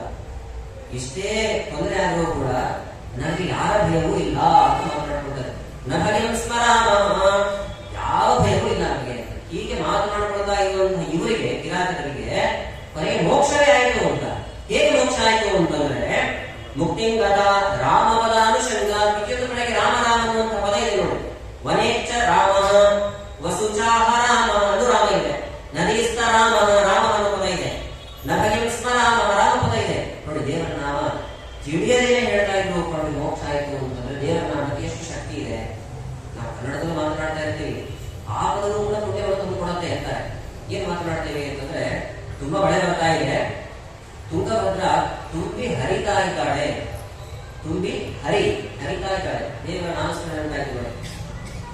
ಮತ್ತೆ ಮಾತನಾಡ್ಕೊಳ್ತಾ ಇದ್ದೀವಿ, ದೇವರ ಪೂಜೆಗೆ ಹೂವನ್ನು ಹರಿದುಕೊಂಡು ಬಾ, ಹೂವನ್ನು ಹರಿದುಕೊಂಡು ಬಾ ನೋಡಿ. ಅಲ್ಲೂ ಹರಿಶಬ್ದ, ಹಡ್ಕೊಂಡು ಬಾ ಅಂತ ತುಂಬಾ ವೇಗವಾಗಿ ಹೇಳುವ. ಹರಿದುಕೊಂಡು ಬಾ ಅಂತ ಹೇಳಿ ಅಲ್ಲೂ ಪರಿಣಾಮ ಇದೆ. ತುಳಸಿಯನ್ನ ಕಿತ್ಕೊಂಡು ಬಾ ಅನ್ನೋದು ಹರಿದುಕೊಂಡು ಬಾ ಅಂತ ಹೇಳಿ ಅದು ಕೂಡ ಹರಿನಾಮಸ್ಮರಣೆ. ಹೀಗೆ ತಿಳಿದು ಹೇಳೋದು ತುಂಬಾ ವಿಶೇಷ, ತಿಳಿಯದೇ ಹೇಳಿದ್ರು ಕೂಡ ವಿಶಿಷ್ಟವಾಗಿರುವಂತಹ ಒಂದು ಪುಣ್ಯಕ್ಕೆ ನಾವೆಲ್ಲ ಭಾಜನರಾಗ್ತೇವೆ ಎನ್ನುವಂತಹ ಅಂಶ ಈ ಒಂದು ಪ್ರಸಂಗದಿಂದ ತಿಳಿಯುತ್ತೆ. ಅದಾದ ಮೇಲೆ ಭಾಗವತದ ಅಷ್ಟಮ ಸ್ಕಂದದಲ್ಲಿ ಆಗುವಾಗ ಪ್ರಚೇತಸನ ಚರಿತ್ರೆಯನ್ನು ನಿರೂಪಣೆ ಮಾಡಿದ್ದಾರೆ. ಪ್ರಚೇತಸರು, ಈ ಪ್ರಚೇತಸರು ಯಾರು ಅಂತಂದ್ರೆ ಭಾಗವತದ 4ನೇ ಸ್ಕಂದದಲ್ಲಾಗುವಾಗ ಪ್ರಾಚೀನವರಿಗ ಚರಿತ್ರೆಯನ್ನು ನಿರೂಪಣೆ ಮಾಡಿದ್ರು. ಪ್ರಾಚೀನವರಿಗೆ ಬರಗೀಸು ಅಂತಂದ್ರೆ ದರ್ಬೆಗಳು. ಪ್ರಾಚಿ ಅಂತಂದ್ರೆ ಪೂರ್ವ ದಿಕ್ಕಿಗೆ ಪ್ರಾಚಿ ಅಂತ ಕರಿತೇವೆ ನಾವು. ಪ್ರಾಚ್ಯ ವಿಷಯ ಸಂದರ್ಭದಲ್ಲಿ ಹೇಳುವಾಗ ಪ್ರಾಚಿ ಅಂತ ಕರಿತೇವೆ ನೋಡಿ. ಪೂರ್ವ ದಿಕ್ಕಿಗೆ ದರ್ಬೆಯನ್ನು ಹಾಸಿ ಹೋಮ ಮಾಡ್ತಾ ಇದ್ದ. ಅದಕ್ಕೆ ಅವರಿಗೆ ಅದೇ ಹೆಸರಾಗಬೇಕು. ಎಷ್ಟು ಹೋಮ ಮಾಡಿದ್ದಾನೆ ಅಂತಂದ್ರೆ ಲೋಕದಲ್ಲಿ ಎಲ್ಲೇ ಸಂಚಾರ ಮಾಡಿ ಬರೀ ದರ್ಬೆಗಳೇ ಕಾಣ್ತಾ ಇರ್ತವೆ, ಅಷ್ಟು ಹೋಮ ಮಾಡಿದ್ದಾನೆ. ಮುಂದೆ ಅವನಿಗೆ ನಾವು ಕೊರೆದೋಪಾಖ್ಯಾನವನ್ನು ನಾರದರು ತಿಳಿಸಿಕೊಟ್ಟು ಅಂತ ಆ ಕಥೆಯನ್ನ ಕೇಳಿದ್ದೇನೆ. ಅವನಿಗೆ ಅನೇಕ ಮಕ್ಕಳು, ಆ ಮಕ್ಕಳಿಗೆಲ್ಲ ಪ್ರಚೇತಸರು ಅಂತ ಹೆಸರಾಯಿತು. ಬ್ರಹ್ಮದೇವರ ಆದೇಶದಂತೆ ಇವರು ಕೂಡ ಅದೇ ವಿಷಯವನ್ನೇ ಹೇಳ್ತಾನೆ. ಮದುವೆಯನ್ನು ಮಾಡಿಕೊಳ್ಳಿ, ಸಂತಾನವನ್ನು ಪಡೆಯಿರಿ, ಉತ್ತಮವಾದಂತಹ ಶಿಕ್ಷಣವನ್ನೆಲ್ಲ ಕೊಡಿ ಅಂತ ಆದೇಶವನ್ನು ಮಾಡಿದ್ದಾರೆ. ಹಾಗೆ ಆಗಬೇಕು. ಇವರೆಲ್ಲ ಏನು ಮಾಡಿದ್ರು ಅಂತಂದ್ರೆ, ಮೊದಲು ತಪಸ್ಸನ್ನ ಮಾಡೋಣ ಅಂತ ತಪಸ್ಸು ಮಾಡಲಿಕ್ಕೆ ಅಂತ ನೇರವಾಗಿ ಸಮುದ್ರಕ್ಕೆ ಹೋದ್ರಂತೆ. ಸಮುದ್ರದ ಆಳಕ್ಕೆ ಹೋಗಿ ತಪಸ್ಸನ್ನ ಮಾಡಿದ್ರು. ಅನೇಕ ವರ್ಷಗಳ ಕಾಲ ತಪಸ್ಸನ್ನ ಮಾಡಿ ಹೊರಗಡೆ ಬಂದು ನೋಡ್ತಾರೆ, ಸಂಚಾರ ಮಾಡಲಿಕ್ಕೆ ಜಾಗವೇ ಇಲ್ಲ. ಎಲ್ಲಿ ನೋಡಿದ್ರು ಅಲ್ಲಿ ಬೇಕಾದಷ್ಟು ಮರಗಳೆಲ್ಲ ಬಂದು ಹೋಗ್ತಿರ್ತಾರೆ. ಅದನ್ನ ಹೇಳ್ತಾರೆ, ಧ್ರುಮೇಭ್ಯ ಕದ್ಯುಮಾನಾಸ್ತೆ ತಪೋ ದೀಪಿತ ಮನ್ಯಃ ಮುಖತೋ ವಾಯುಮರ್ತಿಂಚ ಸಸುಜು ತದ್ದಿರಕ್ಷಯ. ಬೇಕಾದಷ್ಟು ಮರಗಳು ಬೆಳೆದಿದೆ, ನಮ್ಗೆ ಸಂಚಾರ ಮಾಡಲಿಕ್ಕೆ ಅಡ್ಡಿ ಉಂಟು ಮಾಡ್ತಾ ಇದೆ ಅಂತ ಇವ್ರು ಏನ್ ಮಾಡಿದ್ರು ಅಂದ್ರೆ, ಬಾಯಿಯಿಂದ ಅಗ್ನಿಯನ್ನ ಸೃಷ್ಟಿ ಮಾಡಿ ಆ ಎಲ್ಲ ಮರಗಳನ್ನ ಸುಟ್ಟು ಹಾಕಲಿಕ್ಕೆ ಪ್ರಾರಂಭ ಮಾಡಿದ್ರು. ಎಲ್ಲ ಮರಗಳನ್ನ ಸುಡ್ತಾ ಇದ್ದಾರೆ. ಮರಗಳಿಗೆ ಏನಾದರೂ ತೊಂದರೆ ಆಯಿತು ಅಂತಂದ್ರೆ ನೇರವಾಗಿ ಬರೋದು ಯಾರು ಅಂದ್ರೆ ಚಂದ್ರ. ಚಂದ್ರನಿಗೆ ಔಷಧಿಯ ಅಧಿಪತಿ ಅಂತ ಕರೀತಾರೆ. ಗಿಡಗಳನ್ನ ಮರಗಳನ್ನ ಚೆನ್ನಾಗಿ ಸಂರಕ್ಷಿಸುವವರು ಚಂದ್ರ. ನಾವು ತುಳಸಿ ಗಿಡವನ್ನ ಮಳೆಗಾಲದಲ್ಲಿ ನೆಡೋಣ ಅಂತ ತಂದು ನೆಟ್ಟಿರ್ತೇವೆ. ಮಧ್ಯಾಹ್ನ ಆಗುವಾಗ ಅದು ಬಾಡಿ ಹೋಗಿರುತ್ತೆ, ಸಂಜೆ ಆಗುವಾಗ ಹಾಗೆ ಆಗಿರುತ್ತೆ. ಮತ್ತೆ ಮಾಡೋದಿನ ನೋಡುವಾಗ ಸ್ವಲ್ಪ ಚೆನ್ನಾಗಿ ನಿಂತ್ಕೊಂಡಿರುತ್ತೆ. ಹೇಗೆ ಸಾಧ್ಯ ಅದು? ಚಂದ್ರನ ಕಿರಣಗಳಿಂದ, ಚಂದ್ರನ ವಿಶಿಷ್ಟವಾಗಿರ್ತಕ್ಕಂತಹ ಒಂದು ಆಶೀರ್ವಾದದಿಂದಾಗಿ ಎಲ್ಲವೂ ಕೂಡ ಬೆಳೆಯುತ್ತೆ ಅಂತ ಅರ್ಥ ಮಾಡಿಕೊಳ್ಳುತ್ತೆ. ಎಲ್ಲ ಗಿಡಗಳು ಕೂಡ ಹಾಗೆ. ಹೀಗೆ ಗಿಡಗಳಿಗೆ ಮರಗಳಿಗೆ ತೊಂದರೆ ಆದಾಗ ನೇರವಾಗಿ ಧಾರಿಸುವವನೇ ಚಂದ್ರ. ಚಂದ್ರ ನೇರವಾಗಿ ಧಾರಿಸಿ ಬಂದ. ಇಷ್ಟೆಲ್ಲ ಕೋಪವನ್ನು ಮಾಡಿಕೊಳ್ಳಬೇಡಿ, ನೀವೊಂದು ಕನ್ಯೆಯನ್ನು ಮದುವೆ ಮಾಡಿಕೊಳ್ಳಿ ಅಂತಂದು ಚಂದ್ರ ಒಂದು ಕನ್ಯೆಯನ್ನು ಕೊಡ್ತಾನೆ. ಅವಳ ಹೆಸರು ವಾಕ್ಷಿ ಅಂತ ಹೆಸರು, ವಾಕ್ಷಿ ಅಂತ. ಈ ವಾಕ್ಷಿ ಯಾರು ಅಂತಂದ್ರೆ ಕಂಡು ಋಷಿಯ ಮಗಳಿರು. ಕಂಡು ಋಷಿ ಅಂತ ವಸ್ತುತಃ ಕಂಡು ಋಷಿಗಳು ವಿಶಿಷ್ಟವಾಗಿರುವಂತಹ ತಪಸ್ಸನ್ನು ಮಾಡ್ತಾ ಇದ್ದವರು. ತುಂಬಾ ಪ್ರಧಾನವಾದಂತಹ ಋಷಿಗಳಿರು ಕಂಡು ಋಷಿಗಳು. ಯಾಕೆಂದ್ರೆ ಈ ಋಷಿಗಳಿಂದಲೇ ಬ್ರಹ್ಮಪಾರ ಸ್ತೋತ್ರ ಬಂದಿರೋದು. ನಾವು ಪ್ರತಿ ಬಾರಿ ಪೂಜೆ ಮಾಡುವಂತಹ ಸಮಯದಲ್ಲಿ ಬ್ರಹ್ಮಪಾರಂ ಮುನೇ ಶ್ರೋತುಂ ಇಚ್ಛಾಮ ಪರಮಂಸ್ತವಂ ಜಪತಾ ಕಂಡು ನಾದೇವೋ ಏನಾರಾಧ್ಯತ ಕೇಶವ. ಬ್ರಹ್ಮಪಾರ ಸ್ತೋತ್ರ ಅಂತ ಕರೀತಾರೆ. ಪೂಜಾಧಿಕಾರ ಸಿದ್ಧತೆ, ಪೂಜೆಗೆ ಅಧಿಕಾರ ಬರಬೇಕು ಅಂದ್ರೆ ಬ್ರಹ್ಮಪಾರ ಸ್ತೋತ್ರ ಹೇಳಲೇಬೇಕು. ಆ ಬ್ರಹ್ಮಪಾರ ಸ್ತೋತ್ರವನ್ನು ನಮಗಾಗಿ ಕೊಟ್ಟವರು ಯಾರು ಅಂದ್ರೆ ಕಂಡು ಋಷಿಗಳು ಅಂತ. ಕಂಡು ಋಷಿಗಳು ವಿಶಿಷ್ಟವಾದಂತಹ ಸಾಧನೆ ಮಾಡಬಹುದು. ಒಂದು ಸಾರಿ ದೇವೇಂದ್ರ ಅಪ್ಸರಾಸ್ತ್ರೀಯನ್ನು ಬಳಸಿಕೊಡ್ತಾನೆ. ಆ ಅಪ್ಸರಾಸ್ತ್ರೀ ಹೆಸರು ಎಷ್ಟು ವಿಚಿತ್ರವಾಗಿದೆ. ಪ್ರಮ್ಲೋಚ ಅಂತ ಅವಳ ಹೆಸರು. ಈ ಪ್ರಮ್ಲೋಚ ನೇರವಾಗಿ ಕಣ್ಣು ಋಷಿಯ ಮುಂದೆ ಬರ್ತಕ್ಕಂಥವಳಾಗ್ತಾಳೆ. ನೇರವಾಗಿ ಬಂದು ಕಣ್ಣು ಋಷಿಯನ್ನ ಮೋಹಗೊಳಿಸಿದ್ದು ಅನೇಕ ವರ್ಷಗಳ ಕಾಲ ಸಂಸಾರ ಸುಖವನ್ನು ಅನುಭವಿಸಿದ್ರು ಕಣ್ಣು ಋಷಿಗಳು. ಸ್ವಲ್ಪ ಸಮಯದ ನಂತರದಲ್ಲಿ ಎದ್ದು ಅವರು ನಾನು ಸಂಧ್ಯಾವಂದನೆ ಮಾಡಲಿಕ್ಕೆ ಹೋಗ್ತೇನೆ ಅಂತಾಳೆ. ಈ ಸಂಧ್ಯಾವಂದನೆ ದೇವರ ಪೂಜೆ ಬಿಟ್ಟು ಎಷ್ಟೋ ವರ್ಷಗಳಾಗೋಯ್ತು ಅಂತಂದ್ರು. ಎಷ್ಟೋ ವರ್ಷಗಳಾಗೋಯ್ತು. ನನ್ನ ಈ ಒಂದು ಸಂಧ್ಯಾವಂದನೆಗೆ ಹಾಗೂ ಪೂಜೆಗೆ ವಿಘ್ನ ಉಂಟು ಮಾಡಿದವಳು ನೀನು, ಹಾಗಾಗಿ ನೀನು ಶಾಪ ಕೊಡ್ತೇನೆ ಅಂತಂದು ನೇರವಾಗಿ ಶಾಪನೇ ಕೊಟ್ಟರು. ಭ್ರಷ್ಟನಾಗಿ ಹೋಗು ನೀನು. ಅವನು ಕೋಪವನ್ನು ಮಾಡಿ ವಸ್ತುತಃ ಅವನು ಗರ್ಭಧಾರಣೆ ಮಾಡಿ ಆಗಿದ್ದು. ಕೋಪಿಷ್ಠನಾಗಿರುವಂತಹ ಕಣ್ಣು ಋಷಿಯನ್ನ ಗಮನಿಸಿದ ನಂತರದಲ್ಲಿ ಮೈಯೆಲ್ಲ ಬೆವರಿ ಹೋಯ್ತು ಅಂತ ಹೇಳಿ ಬೆವರಿ ಹೋಯ್ತು. ಬೆವರಿನ ರೂಪದಲ್ಲಿ ಗರ್ಭವೂ ಕೂಡ ಜಾರಿಬಿಟ್ಟು ಜಾರಿ ಬಿಡುವಂತಹ ಸಮಯದಲ್ಲಿ ಆ ಗರ್ಭವನ್ನು ನೇರವಾಗಿ ಗಿಡಗಳ ಮೇಲೆ ಇಟ್ಟು ಹೊರಗೆ ಬಿಟ್ಟು ಆ ಗರ್ಭವನ್ನು ರಕ್ಷಣೆ ಮಾಡಿದವರು ಯಾರು? ಈ ವೃಕ್ಷಗಳೇ ರಕ್ಷಣೆ ಮಾಡಿದ್ರು. ಅದಕ್ಕೆ ಅವಳಿಗೆ ವಾರಕ್ಷಿ ಅಂತ ಹೆಸರಾಯಿತು ಅಂತ. ವೃಕ್ಷಗಳಿಂದ ಸಂರಕ್ಷಿತಳಾದವಳು ಅದರಿಂದ ವಾರಕ್ಷಿ. ಅವಳ ಜವಾಬ್ದಾರಿ ವಿಶೇಷವಾಗಿ ಚಂದ್ರನು ಕೂಡ ಹೊತ್ತಿದ್ದ. ನೇರವಾಗಿ ಆ ವಾರಕ್ಷಿಯನ್ನ ಪ್ರಚೇತಸರಿಗೆ ಕೊಟ್ಟು ಮದುವೆಯನ್ನು ಮಾಡ್ತಾನೆ. ನೋಡಿ, ವಿಶಿಷ್ಟವಾದಂತಹ ಚರಿತ್ರೆಯನ್ನು ನಿರೂಪಣೆ ಮಾಡ್ತಾರೆ. ಪ್ರಚೇತಸರಿಗೆ ವಾರಕ್ಷಿಯಲ್ಲಿ ಹುಟ್ಟಿದಂತಹ ಮಗನೇ ದಕ್ಷ ಪ್ರಜಾಪತಿ. ದಕ್ಷ ಪ್ರಜಾಪತಿಯ ಚರಿತ್ರೆಯನ್ನ 4ನೇ ಸ್ಕಂದದಲ್ಲಿ ಕೇಳಿದ್ದೇವೆ. ರುದ್ರದೇವರಿಗೆ ಅವಮಾನವನ್ನು ಮಾಡಿ ಹೋತದ ಮುಖವನ್ನು ಪಡೆದು ಅಂತ ಕೇಳ್ತೇವೆ ನಾವು. ಅದೇ ದಕ್ಷ ಪ್ರಜಾಪತಿ ಮತ್ತೆ ಹುಡುಕಂತಾನೆ. ಇಲ್ಲಿ ಅಸಿಕ್ನಿ ಎನ್ನುವಂತಹ ಕನ್ಯೆಯನ್ನ ಮದುವೆ ಮಾಡಿಕೊಳ್ತಾನೆ. ಅಸಿಕ್ನಿ ಎನ್ನುವಂತಹ ಕನ್ಯೆಯನ್ನು ಮದುವೆ ಮಾಡಿಕೊಳ್ಳುವುದಕ್ಕಿಂತ ಮೊದಲು ಪರಮಾತ್ಮನನ್ನು ಉದ್ದೇಶಿಸಿ ವಿಶಿಷ್ಟವಾದಂತಹ ಸ್ತೋತ್ರವನ್ನು ಮಾಡ್ತಾನೆ. ಹಂಸನಾಮಕನಾದಂತಹ ಪರಮಾತ್ಮ ಹಂಸಗುಪ್ತಿಯ ಸ್ತೋತ್ರ ಅಂತ ಕರೀತಾರೆ. ಭಾಗವತದಲ್ಲಿ ಬರುವಂತಹ ಒಂದು ವಿಶಿಷ್ಟವಾಗಿರುವಂತಹ ಸ್ತೋತ್ರ ಇದೆ. ಆ ಸ್ತೋತ್ರದಲ್ಲಿ ಒಂದು ಶ್ಲೋಕವನ್ನು ಗಮನಿಸೋಣ. ತುಂಬಾ ಅನೇಕ ಅರ್ಥಗಳನ್ನು ತಿಳಿಸಿಕೊಟ್ಟಿದ್ದಾರೆ. ನಯಸ್ಯ ಸಖ್ಯಂ ಪುರುಷೋ ವೇತ್ತಿ ಸಖ್ಯುಃ ಸಖಾವಸನ್ ಸಂವಸತತ್ಪುರೇಸ್ಮಿನ್. ದಕ್ಷ ಪ್ರಜಾಪತಿ ಪರಮಾತ್ಮನ ಸ್ತೋತ್ರ ಮಾಡುವಾಗ ಹೇಳ್ತಾರೆ, ದೇವರೇ, ಪ್ರತಿಯೊಬ್ಬ ಜೀವರಾಶಿಗೂ ನಿಜವಾದಂತಹ ಸಖ ಯಾರು ಅಂತಂದ್ರೆ ನೀನೇನೆ ನಿಜವಾದಂತಹ ಸಖ. ಪ್ರತಿಯೊಬ್ಬರು ಕೂಡ ಅವರ ಸ್ನೇಹಿತರು ಯಾರು ಅಂತ ಚೆನ್ನಾಗಿ ಗೊತ್ತೇ ಇರುತ್ತೆ. ಆದ್ರೆ ನಿನ್ನಂತಹ ಸಖ ಯಾರು ಇಲ್ಲವೇ ಇಲ್ಲ. ಆದ್ರೆ ನಿನ್ನ ಬಗ್ಗೆ ಬೇರೆ ಯಾರು ಕೂಡ ಗೊತ್ತಿಲ್ಲ. ಅಂತಹ ಹಂಸ ಪರಮಾತ್ಮನಾಗಿದ್ದೇನೆ ನಮಸ್ಕಾರ. ಹಂಸಾಯ ತಸ್ಮೈ ಶುಚಿ ಸತ್ವನೇ ನಮಃ. ದೇವರಿಗೆ ಶುಚಿ ಸತ್ ಅಂತ ಹೆಸರಿದೆ. ಶುಚಿ ಸತ್ ಏನು? ಶುಚಿ ಸತ್ ಅಂತ ಹೆಸರಿನ ಅಭಿಪ್ರಾಯ ಅಂತಂದ್ರೆ ಬ್ರಹ್ಮಧಾಮ ಅಂತ ಅರ್ಥ ಇದೆ, ಅಥವಾ ಸದ್ಧಾಮ ಅಂತ ಅರ್ಥ. ದೇವರಿಗೆ ತುಂಬಾ ವಿಶಿಷ್ಟವಾಗಿರುವಂತಹ ಜಾಗ ಯಾವುದು ಅಂತಂದ್ರೆ ಮುಖ್ಯ ಪ್ರಾಣದೇವರು ಬ್ರಹ್ಮದೇವರು. ಅಲ್ಲಿ ಚೆನ್ನಾಗಿ ಖುಷಿಯಾಗಿರ್ತಾರಂತ ದೇವರು.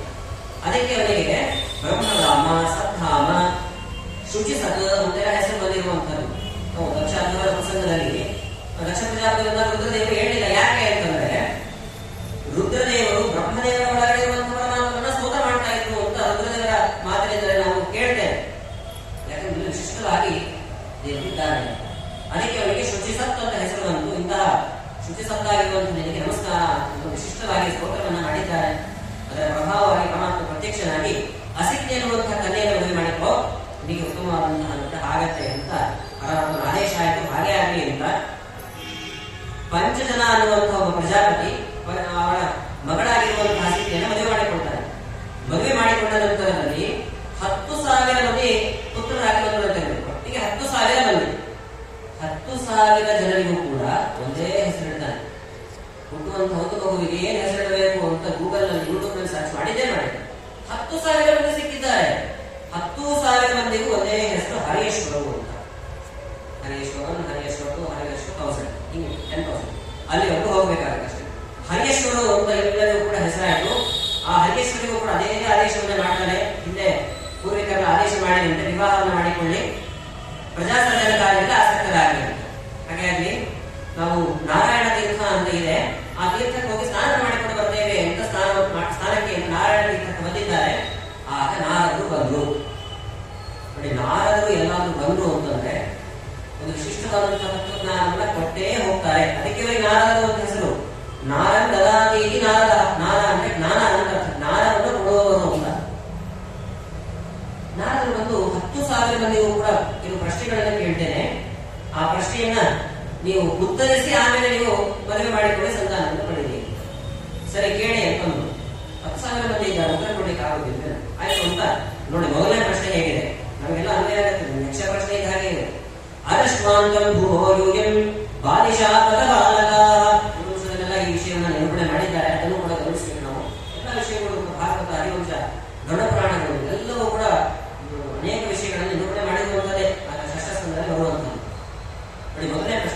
ಅದೃಷ್ಟವಾಂತಂ ಭೂಮೋಯೂಯಂ, ಒಂದು ವಿಶಿಷ್ಟವಾಗಿರುವಂತಹ ಭೂಮಿ. ಆ ಭೂಮಿಯ ಕೊನೆ ಯಾವುದು ಅಂತ ನಿಮಗೆ ಗೊತ್ತಿದೆ ನಾವು ಅಂತ. ಭೂಮಿಯ ತುದಿ ಭಾಗ, ಭೂಮಿಯ ತುದಿ ಯಾವುದು ಗೊತ್ತಿಲ್ಲ ಅಂತಂದ್ರೆ ಈ ಪ್ರಶ್ನೆ ಉತ್ತರ ಗೊತ್ತಿಲ್ಲ ಅಂತಂದ್ರೆ ಅವಸರ್ಗ ಧರಿಷ್ಯತ, ಎಲ್ಲಾ ಪ್ರಶ್ನೆಗೂ ಇದು ಅನ್ವಯ ಮಾಡಿಕೊಳ್ಬೇಕು. ನೀವೇನ್ ಮದುವೆ ಮಾಡಿಕೊಂಡ್ರೆ ನೀವೇನ್ ಸಂತಾನ ಪಡಿತೀರಿ ಅಂತ ಅಪಹಾಸ ಮಾಡ್ತಾ ಇದ್ದಾರೆ. ತಥೈವ ಪುರುಷಂ ರಾಜ್ಯಂ, ಎರಡನೇ ಪ್ರಶ್ನೆ ನೋಡಿ. ಒಂದು ದೊಡ್ಡ ರಾಜ್ಯ ಇದೆ, ಅದಕ್ಕೆ ಒಬ್ಬನೇ ಒಬ್ಬ ಪುರುಷ. ಅವನು ಯಾರು ಅಂತ ಗೊತ್ತಾ? ರಾಜ್ಯ ಯಾವುದು ಗೊತ್ತಾ? ಪುರುಷ ಯಾರು ಗೊತ್ತಾ? ಗೊತ್ತಿಲ್ಲ ಅಂತ. ರಾಜ್ಯದಲ್ಲಿ ಬೇಕಾದಷ್ಟು ಜನ ಇರ್ತಾರೆ, ಒಬ್ಬನೇ ಪುರುಷ ಹೇಗೆ ಸಾಧ್ಯ ಅಂತ ಗೊತ್ತಿಲ್ಲ. ಅಲ್ಲಿ ಏನ್ ಮದುವೆ ಮಾಡಿಕೊಳ್ತೀವಿ ನೀವು? ಒಂದು ಬಿಲ ಇದೆ, ಆ ಬಿಲದ ಒಳಗಡೆ ಹೋಗ್ಲಿಕ್ಕಾಗತ್ತೆ, ಆದ್ರೆ ಹೊರಗಡೆ ಹೋಗ್ಲಿಕ್ಕಾಗಲ್ಲ. ಈ ಬಿಲ ಯಾವ್ದು ಗೊತ್ತಾ? ಇದೆಂತ ಅನಿಸುತ್ತೆ? ಹೋಗ್ಲಿಕ್ಕಾಗತ್ತೆ ಅಂದ್ರೆ ಹೊರಗಡೆ ಹೋಗ್ಲಿಕ್ಕೂ ಆಗ್ಬೇಕಲ್ವಾ? ಆಗಿದೆ ಅಂತ ಬಿಲ ಅಲ್ಲ. ಹೋಗ್ಲಿಕ್ಕಾಗತ್ತೆ, ಹೊರಗೆ ಬರ್ಲಿಕ್ಕಾಗಲ್ಲ. ಯಾವುದು ಗೊತ್ತಿಲ್ಲ. ಒಬ್ಬ ಸ್ತ್ರೀ ಇದ್ದಾಳೆ, ಪ್ರತಿ ಕ್ಷಣವೂ ಕೂಡ ಬೇರೆ ಬೇರೆ ವಸ್ತ್ರಗಳನ್ನು ಧಾರಣೆ ಮಾಡ್ತಾಳೆ. ಈಗಿನ ಕಾಲದ ಸ್ತ್ರೀಯರು ಹಾಗೆ ಇದ್ದಾರೆ. ಆದ್ರೆ ಇಲ್ಲಿ ಕೇಳುವಂತಹ ಸ್ತ್ರೀ ಬೇರೆ. ಬಹು ರೂಪಾನ್ ಸ್ತ್ರೀ ಎಂಚಾಪಿ, ಕ್ಷಣ ಕ್ಷಣಕ್ಕೆ ತನ್ನ ರೂಪವನ್ನ ವಸ್ತ್ರಗಳನ್ನು ಬದಲಾಯಿಸುವಂತಹ ಸ್ತ್ರೀ ಯಾರು ಗೊತ್ತಾ? ಗೊತ್ತಿಲ್ಲ. ಪುಮಾಂಸಂ ಪುರುಷರಿ, ಒಬ್ಬ ಪುರುಷ ಇದ್ದಾನೆ. ಈ ಪುರುಷ ಆಗುವಾಗ ಪರಸ್ತ್ರೀಯರ ಸಂಗಮನೆ ಮಾಡ್ತಾ ಇದ್ದಾನೆ. ತನ್ನ ಹೆಂಡತಿ ಹೇಗಿದ್ದಾಳೆ, ಎಲ್ಲಿದ್ದಾಳೆ ಅನ್ನುವಂಥದ್ದೇ ಗೊತ್ತಿಲ್ಲ. ಅಂತ ಪುರುಷ ಯಾರು ಗೊತ್ತಾ? ಗೊತ್ತಿಲ್ಲ. ನದಿಯು ಹರಿಯೋ ನೋಡಿ, ಒಂದು ನದಿ ಇದೆ, ಎರಡು ಕಡೆಗೂ ಹರಿಯುತ್ತೆ. ಮುಂದೆನೂ ಹರಿಯುತ್ತೆ, ಹಿಂದೆನೂ ಹರಿಯುತ್ತೆ. ಇದೆಂಥ ನದಿ ಇದು? ಆದ್ರೆ ಒಂದೇ ಕಡೆ ಹರಿಯಬೇಕು, ಎರಡು ಕಡೆ ಹಿಂದೆ ಹರಿಯಕ್ಕೆ ಸಾಧ್ಯ ಗೊತ್ತಿಲ್ಲ ಅಂತ. ಪಂಚಪಂಚಾದ್ಭುತ ದೊಡ್ಡ ಮನೆ ಇದೆ, 25 ಇಟ್ಟಿಗೆಗಳನ್ನ ಸೇರಿಸಿ ಕಟ್ಟಿದ್ದಾರೆ. ಯಾವ ಮನೆ ಗೊತ್ತಾ? ಗೊತ್ತಿಲ್ಲ ಅಂತ. ಒಂದು ವಿಚಿತ್ರವಾದ ಹಂಸ ಇದೆ, ವಿಚಿತ್ರವಾದಂತಹ ಕಥೆಗಳನ್ನ ಹೇಳುತ್ತೆ. ಆ ಕಥೆ ಹಂಸ ಯಾವುದು ಅಂತ ಗೊತ್ತಾ? ಗೊತ್ತಿಲ್ಲ ಅಂತ. ಎಲ್ಲಾ ಕಡೆ ಏನ್ ಮದುವೆ ಮಾಡಿಕೊಡ್ತೇನೆ ಇದು ಗೊತ್ತಿಲ್ಲ ಅಂದ್ರೆ. ಚುರಾಂತಂ ಸ್ವಯಂ ಹರಿ, ಒಂದು ವಿಶಿಷ್ಟವಾಗಿರ್ತಕ್ಕಂತಹ ಚಕ್ರ ಇದೆ, ಯಾವಾಗಲೂ ಕೂಡ ತಿರುಗ್ತಾನೆ ಇರುತ್ತೆ. ಆ ಹರಿತವಾದಂತಹ ಚಕ್ರಕ್ಕೆ ಎಲ್ಲರೂ ಸಿಲುಕುವವರೇ. ಆ ಚಕ್ರ ಯಾವುದು ಗೊತ್ತಾ? ಗೊತ್ತಿಲ್ಲ ಅಂತ. ಗೊತ್ತಿಲ್ಲ ಅಂದ್ರೆ ಏನ್ ಮದುವೆ ಮಾಡಿಕೊಡ್ತೀನಿ? ಕಥಂ ಸೋ ಪಿತುರಾದೇಶಂ ಅವಿದ್ವಾಂಸೋ ವಿಪಶ್ಚಿತಃ, ನಿಮ್ಮ ತಂದೆಯ ನಿಜವಾದಂತಹ ಆದೇಶ ಏನು ಗೊತ್ತಾ? ತಂದೆ ಆದೇಶ ಅಂದ್ರೆ ಗೊತ್ತು, ಮದುವೆ ಮಾಡಿಕೊಡಬೇಕು, ಸಂತಾನ ಮಾಡಬೇಕು, ಅದಲ್ಲ ಅಂತಂದು. ಹಾಗಾದ್ರೆ ಗೊತ್ತಿಲ್ಲ. ಯಾವ ಪ್ರಶ್ನೆ ಉತ್ತರ ಗೊತ್ತಿಲ್ಲ ಅಂದ್ರೆ ಏನ್ ಮದುವೆ ಮಾಡ್ಕೊಳ್ತೀವಿ, ವಿಚಾರ ಮಾಡಿ ಅಂತ ಹೇಳಿ ಹೋಗ್ಬಿಡು. ಇಷ್ಟು ವಿಷಯಗಳನ್ನ ಇವರ ಮನಸ್ಸಿನಲ್ಲಿ ನಾಟಿ ಹೋದ ಮೇಲೆ ಪರಸ್ಪರವಾಗಿ ಇವರೆಲ್ಲ ಚರ್ಚೆ ಮಾಡಲಿಕ್ಕೆ ಶುರು ಮಾಡಿದ್ರು. ನಾರರು ಒಂದು ವಿಷಯಗಳನ್ನ ಕೇಳಿದ್ದಾರೆ ಅಂದ್ರೆ ಒಗ್ಗಟ್ಟಿನ ಹಾಗಿದೆ. ನಾವೇ ಪರಸ್ಪರವಾಗಿ ಕೂತ್ಕೊಂಡು ಚರ್ಚೆಯನ್ನು ಮಾಡೋಣ, ಉತ್ತರವನ್ನು ಕಂಡುಕೊಳ್ಳೋಣ ಅಂತ ಅಂದ್ಕೊಂಡು ಆಗ ಅವರಿಗೆ ಉತ್ತರ ಎಲ್ಲ ಬಿಡ್ತಾ ಹೋಯ್ತು. ನೋಡಿ, ಮೊದಲನೇ ಪ್ರಶ್ನೆ ಅದೃಷ್ಟವಾಂತಂ ಭೂಮೋಯೂಯಂ, ಒಂದು ಭೂಮಿ ಇದೆ, ವಿಶಿಷ್ಟವಾದ ಭೂಮಿ. ಆ ಭೂಮಿಯ ತುದಿ ಯಾವುದು ಗೊತ್ತಾ ಅಂತ ಕೇಳಿದ್ರು. ಭೂಮಿ ಅಂದ್ರೆ ಸಾಮಾನ್ಯ ಭೂಮಿಯ ಬಗ್ಗೆ ನಾಲ್ಕು ಮಾತನಾಡಲಿಕ್ಕೆ ಸಾಧ್ಯ ಇಲ್ಲ. ಭೂಮಿ ಅಂದ್ರೆ ಯಾವುದು ಅಂತಂದ್ರೆ ದೇಹ ಅಂತ ತೀರ್ಮಾನಕ್ಕೆ ಬಂದು. ಈ ದೇಹಕ್ಕೂ ಕೂಡ ಪಾರ್ಥಿವ ಶರೀರ ಅಂತ ಕರೀತಾರಲ್ಲ, ಪೃಥ್ವಿ ಭೂಮಿಗೆ ಸಂಬಂಧಪಟ್ಟದೆ. ಪೃಥ್ವಿ ಅಂಶ ಜಾಸ್ತಿ ಇದೆ, ಹಾಗಾಗಿ ಭೂಮಿ ಅಂದ್ರೆ ದೇಹ. ಈ ದೇಹದ ಕೊನೆಯದು ಅಂತಂದ್ರೆ ಲಿಂಗದೇಹ ಅಂತ. ಲಿಂಗದೇಹ, ಆ ಲಿಂಗದೇಹದ ಕೊನೆಯಲ್ಲಿರುವಂಥದ್ದು ಸ್ವರೂಪ, ಮನುಷ್ಯನ ನಿಜವಾದಂತಹ ಸ್ವರೂಪ. ಅದರ ಬಗ್ಗೆ ಗೊತ್ತಿಲ್ಲ ಅಂತಂದ್ರೆ ನೀವೇನು ಮದುವೆ ಮಾಡಿಕೊಡ್ತೀರಿ ಎನ್ನುವ ಅಭಿಪ್ರಾಯದಲ್ಲಿ ಕೇಳಿದ್ದಾರೆ. ಅನೇಕ ಕಡೆಗೆ ಪುರಾಣಗಳನ್ನೆಲ್ಲ ಕೇಳಿದ್ದೀರಿ. ವಸ್ತುತಃ ಮನುಷ್ಯನಿರುವಂಥದ್ದು 3 ದೇಹ: ಸ್ಥೂಲ ದೇಹ, ಸ್ವರೂಪ ದೇಹ, ಲಿಂಗದೇಹ. ಲಿಂಗದೇಹದ ಒಳಗಡೆ ನಾವಿದ್ದೇವೆ, ನಮ್ಮ ನಿಜವಾದಂತಹ ಸ್ವರೂಪ ಇರೋದಲ್ಲಿ. ಆಗಿದೆ ನಮಗೆ. ಕೆಲವರಂತೂ ದೇಹನೇ ಆತ್ಮ ಅಂದ್ಕೊಂಡಿರ್ತಾರೆ, ದೇಹನೇ ನಾವು ಅಂದ್ಕೊಂಡಿರ್ತಾರೆ. ದೇಹ ನಾವಾಗಲಿಕ್ಕೆ ಸಾಧ್ಯವೇ ಇಲ್ಲ. ದೇಹ 3 ದೇಹದ ಒಳಗಡೆ ನಮ್ಮ ನಿಜವಾದಂತಹ ಸ್ವರೂಪ ಇರುವಂತದ್ದು. ಆ ಲಿಂಗದೇಹ ಭಂಗ ಆದರೆ ನಿಜ ನದಿಯಲ್ಲಿ ಸ್ನಾನ ಮಾಡಬೇಕು. ಅದಾದ ಮೇಲೆ ನಮ್ಮ ಲಿಂಗದೇಹ ಕಳಿಸತೆ ಸ್ವರೂಪದ ಆವಿರ್ಭಾವ ಆಗುತ್ತೆ. ಸ್ಪಷ್ಟವಾಗಿ ಹೇಳಬೇಕು ಅಂದ್ರೆ, ಒಂದು ಮಗು ಅಮ್ಮನಿಗೆ ಕೇಳಿತು, ಒಂದು ತೆಂಗಿನಕಾಯಿಯನ್ನು ತೋರಿಸಿ, ಅಮ್ಮ ಇದೇನು ಅಂತ ಕೇಳಿತು. ಅಮ್ಮ ಅಂತ ಇದರ ಕಾಯಿ ಅಂತ ಕರೀತಾರೆ, ತೆಂಗಿನಕಾಯಿ ಅಂತ ಕರೀತಾರೆ. ಆಮೇಲೆ ಒಂದು ಮನೆಯ ಒಂದು ಸಂಭ್ರಮ ಆಚರಣೆಯ ಒಂದು ಬೇಟೆಯಲ್ಲಿ ಆ ಸಿಪ್ಪೆಯನ್ನು ಸುರಿದು ಕಾಯಿಯನ್ನು ಇಟ್ಕೊಳ್ತಾರೆ, ಚಿಪ್ಪಿನಿಂದ ಸಹಿತವಾದಂತಹ ಕಾಯಿ. ಮಗು ಮತ್ತೆ ಒಂದು ಕೇಳಿತು, ಅಮ್ಮ ಇದೇನು ಅಂತ. ಇದು ಕಾಯಿ ಅಂತದಮ್ಮ. ಮತ್ತು ಆವತ್ತು ತೋರಿಸಿದ್ರು, ಅದು ಕಾಯಿ ಅಲ್ಲ, ಇದು ನಿಜವಾದಂತಹ ಕಾಯಿ ಅಂತ.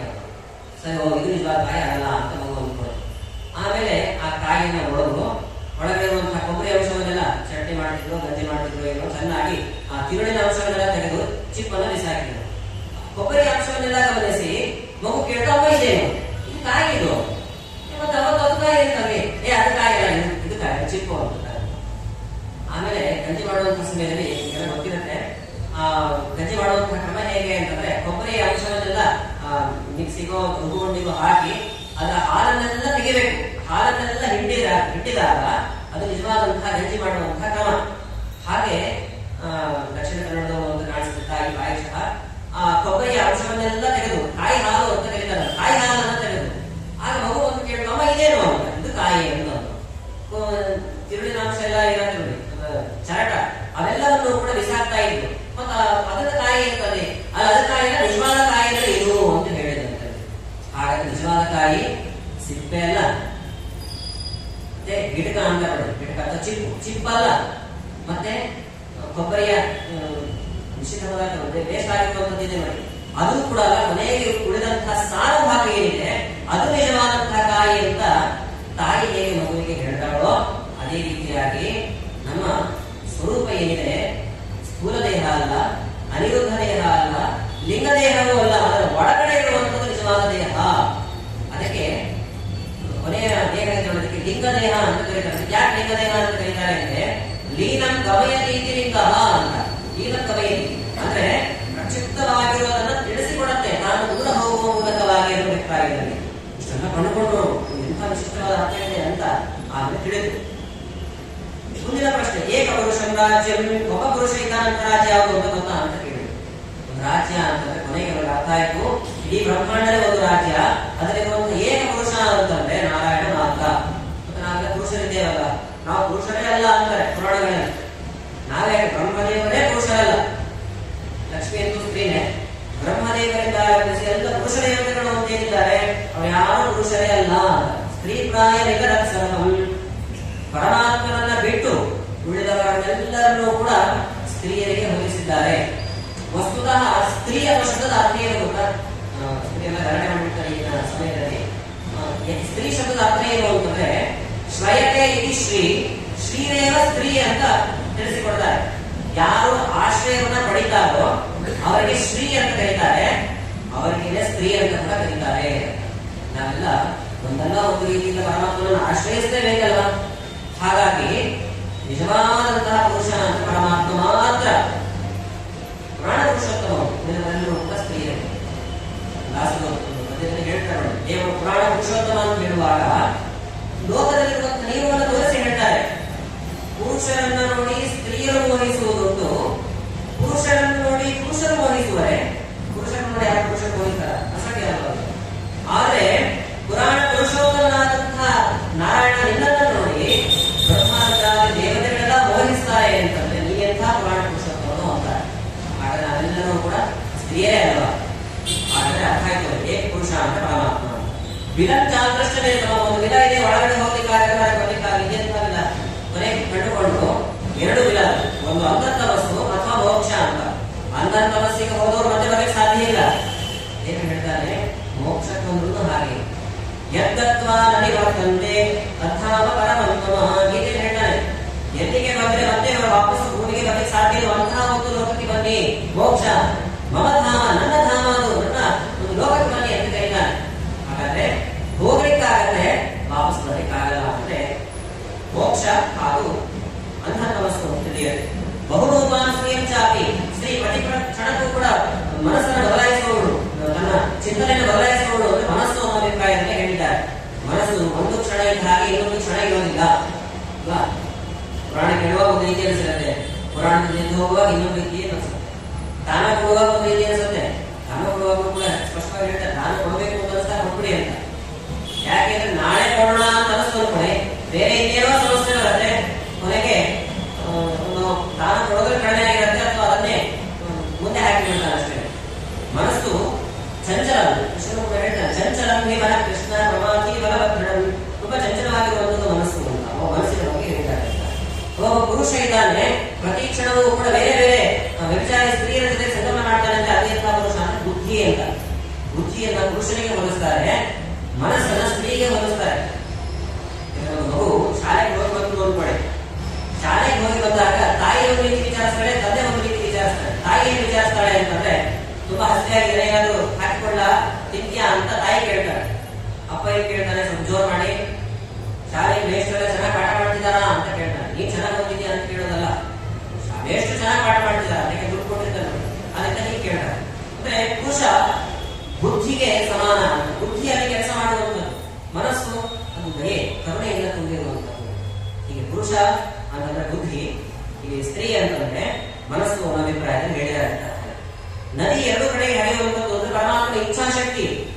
ಪರಮಾತ್ಮನ ಇಚ್ಛೆ ಕಿರುಗಾಳಿ ಸೃಷ್ಟಿ ಮಾಡಿಸುತ್ತೆ, ಕಿರುಗಾಳಿ ಇದಕ್ಕೆ ವಿರುದ್ಧವಾಗಿ ಸಂಹಾರವನ್ನು ಕೂಡ ಮಾಡುತ್ತೆ.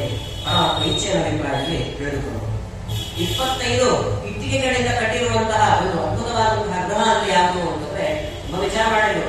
ಕೊನೆಗೆ ನಮಗೆ ತಿಳಿದು ಬೇರೆ ಯಾವುದೂ ಅಲ್ಲ, ನಮ್ಮ ಶರೀರವೇ ತಿಳಿದಂತೆ. ಯಾವುದು 25 ಇಟ್ಟಿಗೆ ಅಂತಂದ್ರೆ ಪಂಚಭೂತಗಳು, ಪಂಚ ತನ್ಮಾತ್ರಗಳು, ಏಕಾದಶ ಇಂದ್ರಿಯಗಳು, 11 ಇಂದ್ರಿಯಗಳು ಪ್ರಸಿದ್ಧವಾಗಿರೋದು, ಪ್ರಕೃತಿ, ಮಹತ್ತತ್ವ, ಅಹಂಕಾರ ತತ್ವ ಹಾಗೂ ಜೀವ. ಇಷ್ಟನ್ನು ಸೇರಿಸಿದಾಗ 25 ಆಗುತ್ತೆ. ಇದರಿಂದ ನಿರ್ಮಾಣವಾದಂತಹ ಈ ದೇಹ ನಮ್ಮ ಅಭಿಪ್ರಾಯಕ್ಕೆ ಬಂತು. ಒಂದು ಹಂಸ ಇದೆ, ವಿಚಿತ್ರವಾದಂತಹ ಕಥೆಯನ್ನು ಹೇಳುತ್ತೆ ಅಂತಂದ್ರೆ ಆ ಹಂಸದಲ್ಲಿ ಯಾವ ಮಧ್ವಾಚಾರ್ಯರು ತಿಳಿದುಕೊಂಡಂತಾರೆ. ಮಧ್ವಾಚಾರ್ಯರು ಯಾಕಂದ್ರೆ ಮಹಾಪರಮಹಂಸರು ಅವರೇ ಅಲ್ಲ, ಅವರು ವಿಚಿತ್ರವಾದಂತಹ ಕಥೆಯನ್ನು ಹೇಳ್ತಾರೆ ಅಂತಂದ್ರೆ ಅನೇಕ ಪುರಾಣಗಳು, ಭಾಷೆಗಳು, ಗ್ರಂಥಗಳನ್ನ ಕೊಟ್ಟಿದ್ದಾರಲ್ಲ, ಅದೇ ಕಥೆಗಳು ಅಂತ ಕೊನೆಗೆ ತೀರ್ಮಾನಕ್ಕೆ ಬಂತು. ಒಂದು ವಿಚಿತ್ರವಾದ ಚಕ್ರ ಇದೆ, ಆ ಚಕ್ರಕ್ಕೆ ಎಲ್ಲರೂ ಕೂಡ ಸಿಲುಕಿಕೊಳ್ತಾರೆ ಅಂತಂದ್ರೆ ಆ ಚಕ್ರ ಬೇರೆ ಯಾವುದೂ ಅಲ್ಲ, ಕಾಲಚಕ್ರ ಅಂತ. ಕಾಲಚಕ್ರ ಎಷ್ಟು ಹರಿತವಾಗಿ, ಎಷ್ಟು ವೇಗವಾಗಿ ಓಡ್ತಾ ಇದೆ ನೋಡಿ. ಈಗಾಗಲೇ 2025 ಬಂದಿದ್ದೇವೆ, ಮೊನ್ನೆ ತಾನೇ 2024 ಅಂತ ಅನಿಸ್ತಾ ಇದೆ. ಕಾಲ ತುಂಬಾ ವೇಗವಾಗಿ ಹೋಗ್ತಾ ಇದೆ. ಅದಕ್ಕೆಲ್ಲರೂ ಕೂಡ ಸಿಕ್ಕಿ ಹಾಕಿಕೊಳ್ಳುವುದೇ ಕೊನೆಗೆ ಒಂದಿನ ಪ್ರಾಣ ಕಳ್ಕೊಂಡು ಹೋಗಿದೆ. ನಿಮ್ಮ ನಿಜವಾದಂತಹ ತಂದೆಯ ಆದೇಶ ಏನು ಗೊತ್ತಾ? ನಿಜವಾದ ತಂದೆ ಅಂದ್ರೆ ಯಾರು? ಪರಮಾತ್ಮ ಅಂತ. ಪರಮಾತ್ಮ ವೇದವ್ಯಾಸ ರೂಪದಿಂದ ವೇದಗಳನ್ನು ನಮಗಾಗಿ ಕೊಟ್ಟ ನೋಡಿ. ಕಾಗದ ಒಂದಿದೆ ನಮ್ಮ ಪದುಮನಾಭನದು ಅಂತ ಹೇಳುವಾಗ ಆ ಕಾಗದವನ್ನ ಎಲ್ಲರೂ ಓದ್ರೆ ಎತ್ತಲಾಸನ ಹೇಳ್ತಾರೆ. ಆ ಕಾಗದ ಯಾವುದು? ವೇದಗಳು, ಉಪನಿಷತ್ತುಗಳು. ಅದನ್ನ ತಿಳಿದುಕೊಂಡಿದ್ದೀರಾ? ವೇದಗಳು, ಉಪನಿಷತ್ತುಗಳ ಗೊತ್ತಿಲ್ಲ, ನೀವೇ ಮನೆ ಮಾಡಿಕೊಳ್ತೀರಿ ಅಂತ ಇಷ್ಟೆಲ್ಲ ವಿಚಾರವನ್ನ ತಿಳಿದುಕೊಂಡ ಮೇಲೆ ಯಾಕೆ ಮದುವೆ ಮಾಡಿಕೊಳ್ಬೇಕು ಅಂತ ಅನಿಸ್ತು. ಭಕ್ತಿ ಹೇಳ್ತಾರೆ, ನೀವೇ ಮದುವೆ ಮಾಡಿಕೊಳ್ತೀರಿ ಅಂತ ಮೇಲಿನ ಮೇಲೆ ಹೊತ್ತಿ ಹೇಳಿರೋದ್ರಿಂದ ಹೌದು, ನಮಗೆ ಮದುವೆ ಮಾಡಿಕೊಳ್ಳುವಂತ ಯೋಗ್ಯತೆ ಇದೆ. ಇಷ್ಟೆಲ್ಲ ವಿಷಯಗಳನ್ನು ತಿಳಿದುಕೊಂಡ ಮೇಲೆ ನಾರಾಯಣನ ಬಗ್ಗೆ ಇನ್ನೂ ಚೆನ್ನಾಗಿ ತಿಳಿದುಕೊಳ್ಳೋಣ ಅಂತ ಎಲ್ಲರೂ ನಿರಕ್ತರಾಗಿ ಹೋದರು. ಎಲ್ಲರೂ ನಿರಕ್ತರಾದ ಈ ವಿಷಯ ತಂದೆಯಾದಂತಹ ಲಕ್ಷ ಪ್ರಜಾಪತಿಗೆ ತಿಳಿಯಿತು. ಬೇಸರಾಯಿತು ಅವನಿಗೆ. ಕೋಪ ಬರಲಿಲ್ಲ. ಯಾಕೆ? ಇಷ್ಟೆಲ್ಲ ವಿಷಯ ನಡೆದಿದೆ. ಬೇಜಾರಾಯಿತು. ನಾಳೆ ಮೇಲೂ ಕೋಪ ಬಂತು. ಆದರೂ ಕೂಡ ತಾಳ್ಮೆಯನ್ನು ತಂದುಕೊಳ್ತಾರೆ. ಕೊನೆಗೆ ಮತ್ತೆ 5,000 ಮಂದಿ ಪುತ್ರರನ್ನ ಪಡಿತಾನೆ. ಅವರಿಗೆ ಶಬಲಾಶ್ವರು ಅಂತ ಹೆಸರಿಟ್ಟಿದ್ದಾರೆ. ಎಲ್ಲರೂ ಕೂಡ ಶಬಲಾಶ್ವರು ಅಂತ. ಅವರು ಕೂಡ ಇದೇ ಆದೇಶ, ಮದುವೆ ಮಾಡಿಕೊಂಡ್ರೆ ಪ್ರಜಾಸರ್ಜನಕಾರರಿಂದ ಆಸಕ್ತರಾಗಿದೆ. ಸರಿ, ನಾವು ಕೂಡ ನಾರಾಯಣ ತೀರ್ಥಕ್ಕೆ ಹೋಗ್ಬರ್ತೇವೆ ಅಂತ ಹೋದ್ರು. ಮತ್ತೆ ನಾರಾದರೂ ಬಂದು ಅದೇ ಪ್ರಶ್ನೆಗಳನ್ನ ಕೇಳಿ ಹೋಗ್ಬಿಟ್ರು.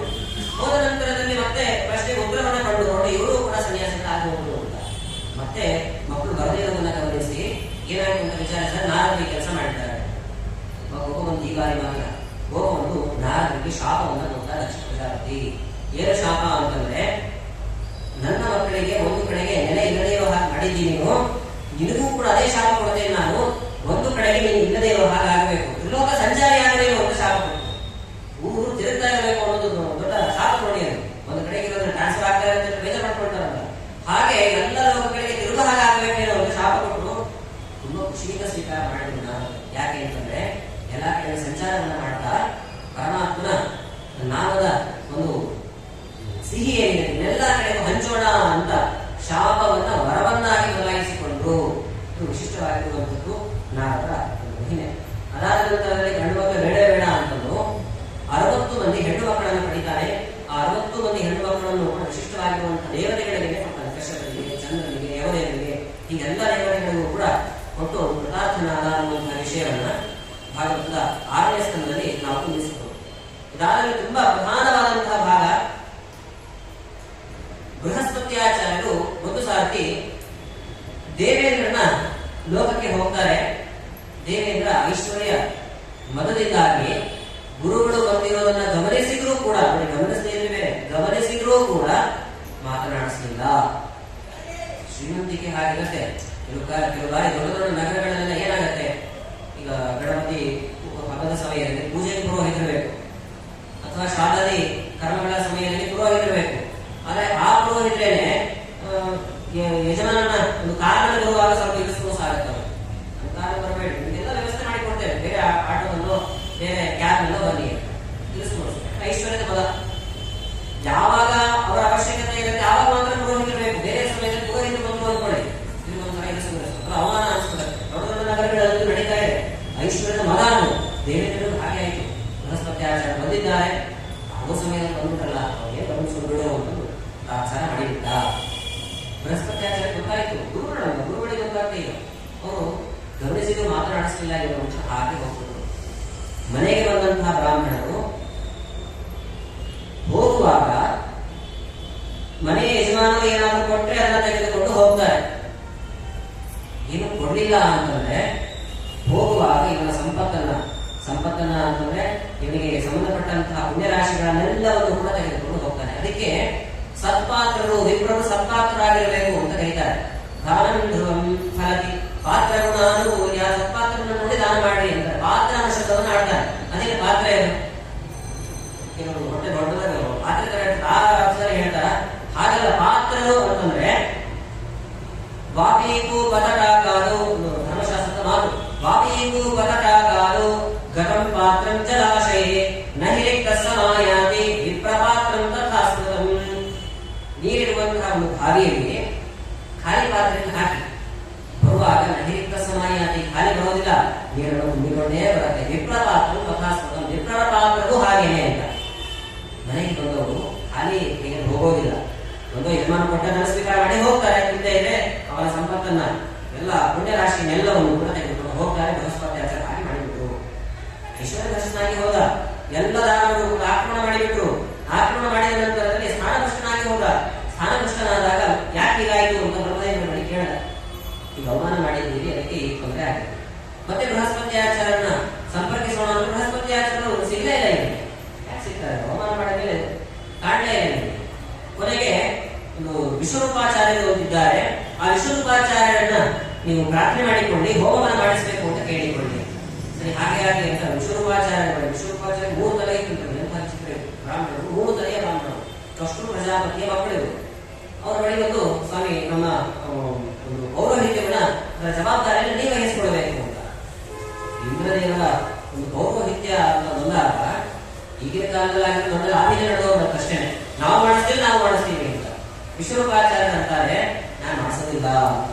ಮಾಡಿಸೋದಿಲ್ಲ, ನೀವೇನೋ ಒಂದು ಹಣ ಕೊಡ್ತೀರಿ ಅಂತ ಹಣದ ಮೇಲಿನ ಆಸೆಯಿಂದ ನಾನೇನಾದ್ರು ಪೌರೋಹಿತ್ಯವನ್ನ ಮಾಡಿಸಿದರೆ ನನಗೆ ಎಂಥ ಜನ್ಮ ಬರುತ್ತೆ ಗೊತ್ತಾ? ಶ್ವಾನಿಗಳನ್ನು ಸಮಸ್ಯೆ ನಾಯಿ ಆಗ್ಬೇಕಾಗುತ್ತೆ. ನಾವು ಧರ್ಮಶಾಸ್ತ್ರ ಮಾತನ್ನೇ ಹೇಳ್ತಾರೆ, ಪೌರೋಹಿತ್ಯಂಚ ಜಗತ್ವಂ ಮಾಠಾಪತ್ಯಂತ ತೀರ್ವಚ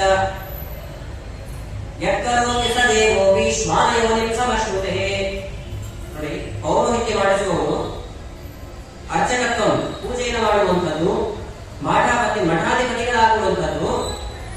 ಹಣದ ಮೇಲಿನ ಆಸೆಯಿಂದ ಏನಾದರೂ ಮಾಡಿದರೆ ಅವನು ಎಂಥ ಸ್ಥಾನದಲ್ಲಿ ದೇವತೆನೇ ಆಗಿರ್ತಾನೆ. ಯಕ್ಕರೋತಿ ಸ ದೇವೋಪಿ ಏನಾಗುತ್ತೆ ಅಂದ್ರೆ ಶ್ವಾನಯೋನಿಂ ಸಮಶ್ನುತೆ, ಶ್ವಾನಯೋನಿ ಬರುತ್ತೆ ಅಂತ ನಾಯಿ ಜನ್ಮ ಬರುತ್ತೆ ಅಂತ ಕಥೆಗಳು ಹೇಳ್ತಾರೆ.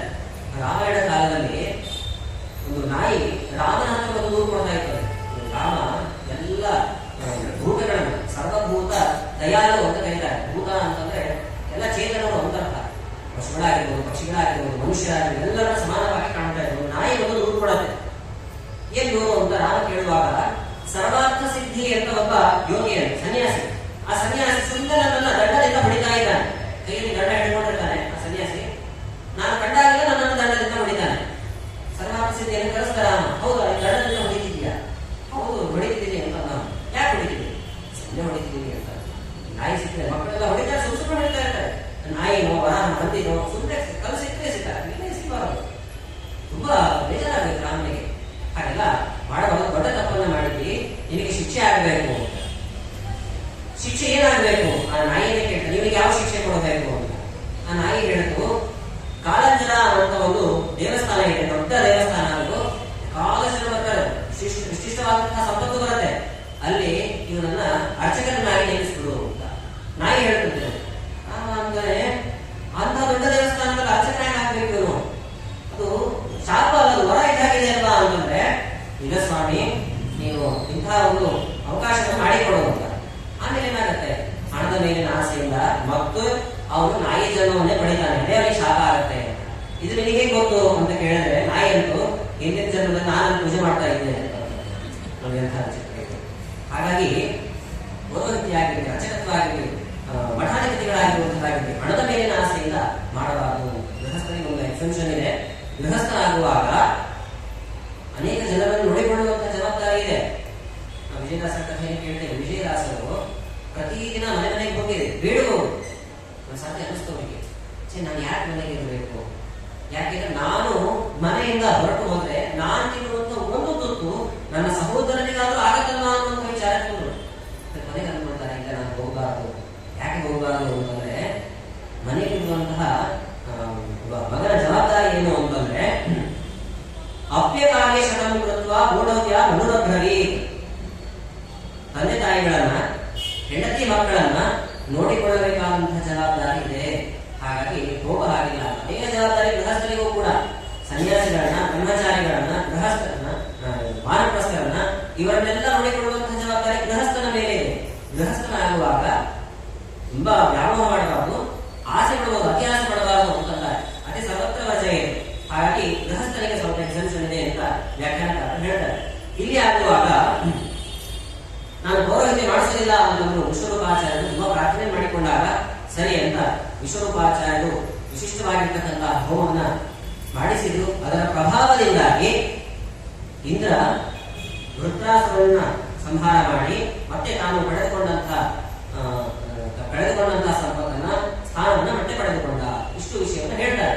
ಆಗ ಪರೀಕ್ಷಿತ ಮಹಾರಾಜರಿಗೆ ಪ್ರಶ್ನೆ ಬಂತು, ವಿಶ್ವರೂಪಾಚಾರ್ಯ ಎಂತ ಹೋಮ ಮಾಡಿಸಿದ್ರು, ಅದು ಯಾವುದು, ಅದರ ಹೆಸರೇನು ಅಂತೆಲ್ಲ ವಿಚಾರವನ್ನು ಮಾಡ್ತಾರೆ.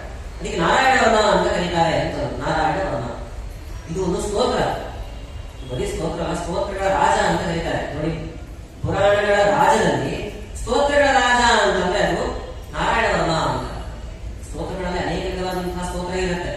ದೇವರ ನಾಮಗಳನ್ನೇ ಒಟ್ಟು ಮಾಡಿ ಸ್ತೋತ್ರವನ್ನು ಮಾಡಿದ್ದಾರೆ. ಉದಾಹರಣೆ ವೆಂಕಟೇಶ ಸ್ತೋತ್ರ ಇದೆ, ಅಥವಾ ಕೃಷ್ಣಾಷ್ಟಕ ಇದೆ, ವಿಷ್ಣು ಸಹಸ್ರನಾಮ ಇದೆ. ದೇವರ ನಾಮಗಳನ್ನೇ ಒಟ್ಟು ಮಾಡಿ ಸ್ತೋತ್ರ ಮಾಡಿದ್ದಾರೆ. ಇನ್ನು ಮಂಗಳಾಷ್ಟಕ ಅಂತಿರುತ್ತೆ, ರಾಯಣ ಮಂಗಳಾಷ್ಟಕ ಗಮನಿಸಬಹುದು ನಾವು. ಅಷ್ಟಕ ಅಂದ್ರೆ 8 ಶ್ಲೋಕಗಳಿಂದ ರಚನೆಯಾದಂತಹ ಒಂದು ಸ್ತೋತ್ರ. ಇದು ನಾರಾಯಣ ವರ್ಮ. ವರ್ಮ ಅಂದ್ರೆ ಕವಚ ಅಂತ. ಕವಚ. ನಾರಾಯಣ ಯಾರು ಈ ಒಂದು ಸ್ತೋತ್ರವನ್ನ ನಿರಂತರವಾಗಿ ಪಾಲನೆ ಮಾಡ್ತಾ ಇರ್ತಾರೆ ಅವರಿಗೆ ಕವಚವಾಗಿ ರಕ್ಷಣೆ ಮಾಡ್ತಾ ಇರ್ತಾರೆ. ನಾರಾಯಣ ವರ್ಮ ಸ್ತ್ರೀಯರಿಗಾಗಿ ವಿಶೇಷವಾಗಿ ವಾದಿರಾಜರು ನಾರಾಯಣ ವರ್ಮವನ್ನು ರಚನೆ ಮಾಡಿಕೊಟ್ಟಿದ್ದಾರೆ. ಇದು ವಿಶೇಷ. ಭಾಗವತ ಪುರಾಣದಲ್ಲಾಗುವಾಗ ಪರೀಕ್ಷಿತ ಮಹಾರಾಜರು ಅದೇ ಪ್ರಶ್ನೆಯನ್ನ ಹೇಳ್ತಾ ಇದ್ದಾರೆ. ಕ್ರೀಡತ್ನಿವ ವಿನಿರ್ಜಿತ್ಯ ತ್ರಿಲೋಕ್ಯ ಭೂಜೇಶ್ರಿಯಂ ಭಗವಂತನ ಉಮಾಖ್ಯಾಗಿ. ಆಟ ಆಡ್ತಾ ಗೆದ್ದುಬಿಟ್ಟಂತೆ ನೋಡಿ, ಎಲ್ಲ ದೈತ್ಯರನ್ನ ಗೆದ್ದ. ಹೆಂಗೆ ಅಂತ ಪ್ರಶ್ನೆ ಮಾಡಿದಾಗ ಎಲ್ಲ ವಿಷಯವನ್ನು ಹೇಳ್ತಾ ಬರ್ತಾರೆ. ವಸ್ತುತಃ ಇದು ನಾರಾಯಣ ವರ್ಮ ಏನಿದೆ, ದೇವೇಂದ್ರ ದಧೀಚಿ ಋಷಿಗಳಿಗೆ ಉಪದೇಶ ಕೊಟ್ಟಿದ್ದಂತೆ. ದಧೀಚಿ ಋಷಿಗಳಿಗೆ ಸ್ವತಃ ತಾನೇ ಕೊಟ್ಟಿಲ್ಲ.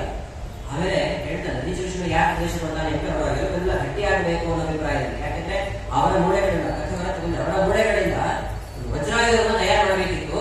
ಅದಕ್ಕಾಗಿ ಅವರಿಗೆ ಉಪದೇಶ ಕೊಟ್ಟಿದ್ದ. ವಿಶಿಷ್ಟವಾದಂತಹ ಮಂತ್ರ ಇದು. ಬೇರೆ ಯಾರಿಗೂ ಉಪದೇಶ ಕೊಡೋ ಹಾಗಿಲ್ಲ ಅನ್ನುವಂತಹ ಷರತ್ತಿನ ಮೇಲೆ ಕೊಟ್ಟಿರ್ತಾನೆ ದೇವೇಂದ್ರ. ಹಾಗೇನಾದ್ರೂ ಅಪ್ಪಿತಪ್ಪಿ ನೀವು ಬೇರೆ ಯಾರಿಗಾದ್ರೂ ಉಪದೇಶ ಕೊಟ್ಬಿಟ್ರೆ ನಿಮ್ಮ ತಲೆ ತೆಗಿತೀನಿ ಅಂತ ಒಂದು ಮಾತನ್ನ ಹೇಳಿ ಹೋಗಿರ್ತಾರೆ. ಆ ಷರತ್ತಿನ ಮೇಲೆ ಉಪದೇಶ ಕೊಟ್ಟಿದ್ದ. ಒಂದ್ಸತಿ ಏನಾಯಿತು ಅಂದ್ರೆ ದಧೀಚಿ ಋಷಿಗಳು ತಪಸ್ಸು ಮಾಡ್ತಾ ಇದ್ದಂತಹ ಸಮಯದಲ್ಲಿ ಅಶ್ವಿನಿ ದೇವತೆಗಳು ಬರ್ತಾರೆ. ವೈದ್ಯರಿಗೆ ತುಂಬಾ ವಿಶೇಷ ಇದು, ಅದನ್ನು ಗಮನಿಸ್ಬೇಕು ನಾವು. ವೈದ್ಯರು ನಾರಾಯಣ ವರ್ಮವನ್ನು ಪಾರಾಯಣ ಮಾಡ್ತಾ ಔಷಧಿಗಳನ್ನ ಕೊಟ್ರೆ ತುಂಬಾ ಬೇಗ ಸಿದ್ಧಿ ಆಗತ್ತೆ ಅಂತ, ತುಂಬಾ ಬೇಗ ಸಿದ್ಧಿ ಆಗುತ್ತೆ. ಅಶ್ವಿನಿ ದೇವತೆಗಳು ನಿಜವಾದಂತಹ ವೈದ್ಯರಲ್ಲ ಅವರು. ಅಶ್ವಿನಿ ದೇವತೆಗಳು ಬಂದು ಒಂದ್ಸಾರಿ ದಧೀಚಿ ಋಷಿಗಳನ್ನ ಕೇಳಿಕೊಳ್ತಾರೆ, ನಿಮ್ಮ ಬಳಿ ನಾರಾಯಣ ವರ್ಮ ಇದೆ ಅಂತ, ಈಗ ನಾರಾಯಣ ವರ್ಮವನ್ನು ನಮಗೆ ಉಪದೇಶ ಕೊಡಿ. ಅದಕ್ಕೆ ದಧೀಚಿ ಋಷಿಗಳಂತ ಹಾಗೆಲ್ಲ ಕೊಡೋ ಹಾಗಿಲ್ಲ. ಒಂದು ವೇಳೆ ನಾನೇನಾದ್ರೂ ಕೊಟ್ರೆ ಲೋಕೋಪಕಾರಕ್ಕೆ ಕೇಳ್ತಾ ಇರೋದು, ಅದಕ್ಕೆ ಕೊಡಬೇಕು, ಆದ್ರೆ ಕೊಟ್ಟರೆ ನಂತರ 2 ಹೋಳಾದ್ರೆ ತಲೆ ತೆಗಿತೀನಿ ಅಂತ ದೇವೇಂದ್ರ ಹೇಳಿದ್ದಾರೆ. ಅದಕ್ಕೆ ಒಂದು ಉಪಾಯ ಮಾಡೋಣ ಅಂತಾರೆ ಅಶ್ವಿನಿ ದೇವತೆಗಳು. ದೇವೇಂದ್ರ ಬಂದು ನಿಮ್ ತಲೆ ತೆಗೆಯೋದಲ್ಲ, ನಾವೇ ನಿಮ್ ತಲೆ ತೆಗಿತೀವಿ ಅಂತಂದ್ರು. ಇದೆಂತ ವಿಚಿತ್ರ ನೋಡಿ. ಪಾಠ ಹೇಳುವ ತಲೆಯನ್ನ ಶಿಷ್ಯ ತೆಗಿತೀವಿ ಅಂತ, ತಲೆ ತೆಗಿತೀನಿ ನಾನು.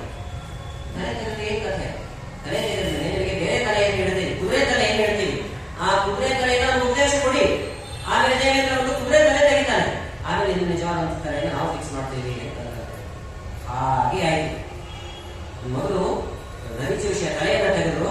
ಎಂಥ ವಿಶಿಷ್ಟವಾದಂತಹ ವೈದ್ಯರು ನೋಡಿ. ಈಗಿನ ವೈದ್ಯರು ಯಾರು ತಲೆ ತೆಗೆದು ಮತ್ತೆ ಫಿಕ್ಸ್ ಮಾಡೋದು ಇನ್ನೂ ಬಂದಿಲ್ಲ. ತಲೆ ತೆಗೆದುಬಿಟ್ಟು ಕುದುರೆ ತಲೆಯನ್ನು ಫಿಕ್ಸ್ ಮಾಡಿದ್ದಾರೆ. ಆ ಕುದುರೆ ತಲೆಯಿಂದಲೇ ವಿಶಿಷ್ಟವಾದಂತಹ ನಾರಾಯಣವನ್ನು ಉಪದೇಶ ಪಡೆದುಕೊಂಡು ದೇವೇಂದ್ರ ಕೋಪ ಬಂದು ತಲೆಯನ್ನು ತೆಗೆದ, ಕುದುರೆ ತಲೆ ತೆಗೆದವನು. ಆಮೇಲೆ ದಧೀಚಿ ಋಷಿಗಳು ನಿಜವಾದಂತಹ ತಲೆಯನ್ನು ಅಶ್ವಿನಿ ದೇವತೆಗಳು ಮತ್ತೆ ಮರುಸ್ಥಾಪನೆ ಮಾಡಿದ್ರು ಅಂತ ಕೇಳಿಕೊಂಡಿದ್ದಾರೆ. ಅದಾದ ನಂತರದಲ್ಲಿ ನನ್ನಾಗಿ ಇಲ್ಲಿವರೆಗೂ ಕೂಡ ಕರೆದು ಬಂದಿದೆ.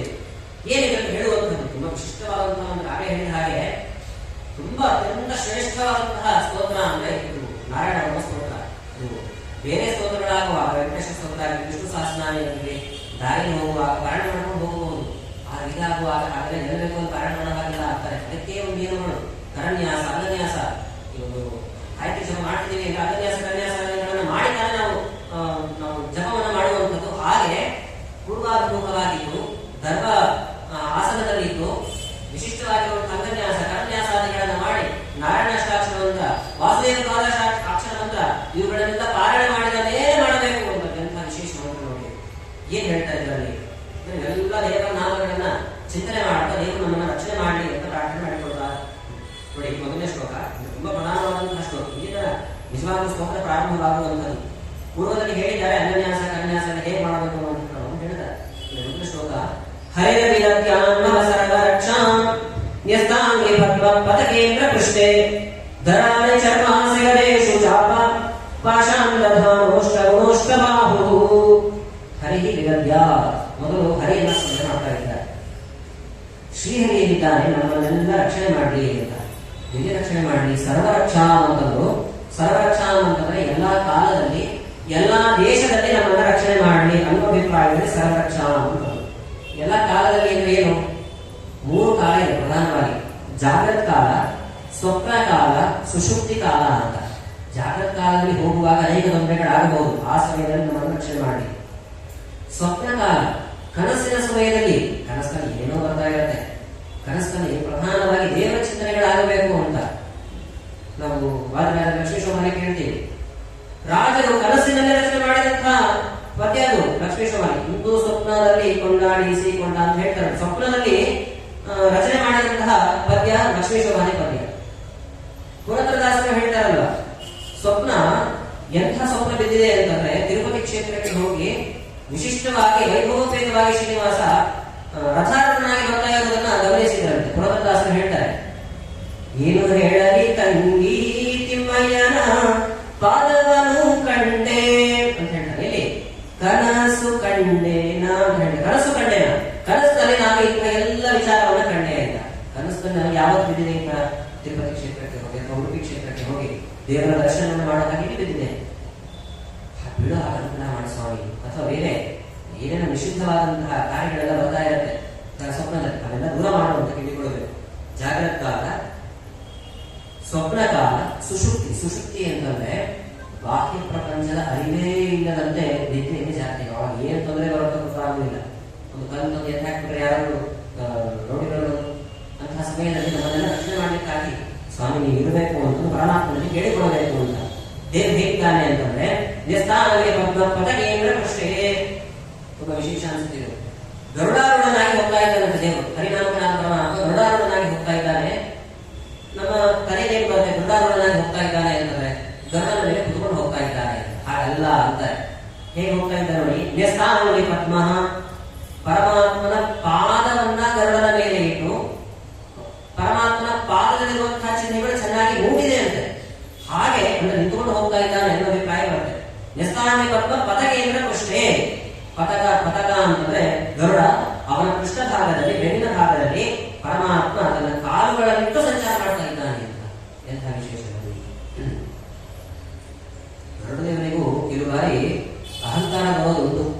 ಎಂಥ ಸಮಯದ ಅಹಂಕಾರ ಬರುತ್ತೆ ಅಂತಂದ್ರೆ, ಈಗ ದೇವರನ್ನ ಕೊಂಡಾಡುವಾಗ ದೇವರಿಗಿಂತ ಮಿಗಿಲಾದವರು ಯಾರು ಇಲ್ಲ. ಯಾಕೆ ಅಂದ್ರೆ ದೇವರ ವಿಶ್ವಂಬರವನು ಇಡೀ ಜಗತ್ತನ್ನೇ ತನ್ನ ಉದರದೊಳಗೆ ಇಟ್ಕೊಂಡಿದ್ದಾನೆ. ಅದರಿಂದ ಅವರು ತುಂಬಾ ಎತ್ತರದ ಸ್ಥಾನದಲ್ಲಿ ಇದ್ದಾರೆ. ಗರುಡದೇವನಿಗೆ ಅನಿಸ್ತಂತೆ, ಅಂಥ ವಿಶ್ವಂಬರನನ್ನು ನಾನು ಹೊತ್ತಿದ್ದೇನೆ, ನಾನು ಅವರಿಗಿಂತ ಉತ್ತಮ ಅಲ್ಲ ಅಂತ ಒಂದು ಸಾಧ್ಯ ಅನಿಸಿದ್ದಾನೆ. ಇದಕ್ಕೆ ದೇವರು ಏನ್ ಮಾಡಿದ ಅಂದ್ರೆ ಸ್ವಲ್ಪ ತನ್ನ ಭಾರವನ್ನು ಹಾಕಿದ, ಸ್ವಲ್ಪ ಭಾರವನ್ನು ಹಾಕಿದ. ಆ ಭಾರದ ಪ್ರಭಾವದಿಂದ ಆಕಾಶದಿಂದ ನೇರವಾಗಿ ನೆಲಕ್ಕಿದ್ದ. ಆವತ್ತೇ ಮುಖ ಸ್ವಲ್ಪ ಸೊಟ್ಟಾಯಿತು ಅಂತ. ಹೊಕ್ಕೆ ಸ್ವಲ್ಪ ಸೊಟ್ಟ ಇರೋದು ನೋಡಿ, ಮೂಗು ಉದ್ದ ಇರೋರು, ಮೂಗು ಸ್ವಲ್ಪ ಸೊಟ್ಟ ಇರೋರು ಗರುಡ ಅಂತ ಕರೀತಿರ್ತಾರೆ. ಯಾಕೆ ಹಾಗೆ ಅಂತಂದ್ರೆ ಗರುಡನಿಗೆ ಹಾಗಾಗಿತ್ತು. ಅಹಂಕಾರ ಖಂಡನೆ ಮಾಡಲಿಕ್ಕೋಸ್ಕರವಾಗಿ, ದೂರ ಮಾಡಲಿಕ್ಕೋಸ್ಕರವಾಗಿ ನಾರಾಯಣ ಮಾಡಿದಂತೆ. ಹಾಗೆ ನಾರಾಯಣ ಪರಮಾತ್ಮ ಏನಿದ್ದಾನೆ ಗರುಡನನ್ನ ವಾಹನವನ್ನಾಗಿ ಮಾಡಿಕೊಂಡು ಹೋಗುವಾಗ ಕಾಲನ್ನ ಇಟ್ಟು ಸಂಚಾರವನ್ನು ಮಾಡ್ತಾನೆ ಎಂಬ ಅಭಿಪ್ರಾಯದಲ್ಲಿ ಹೇಳ್ತಾರೆ.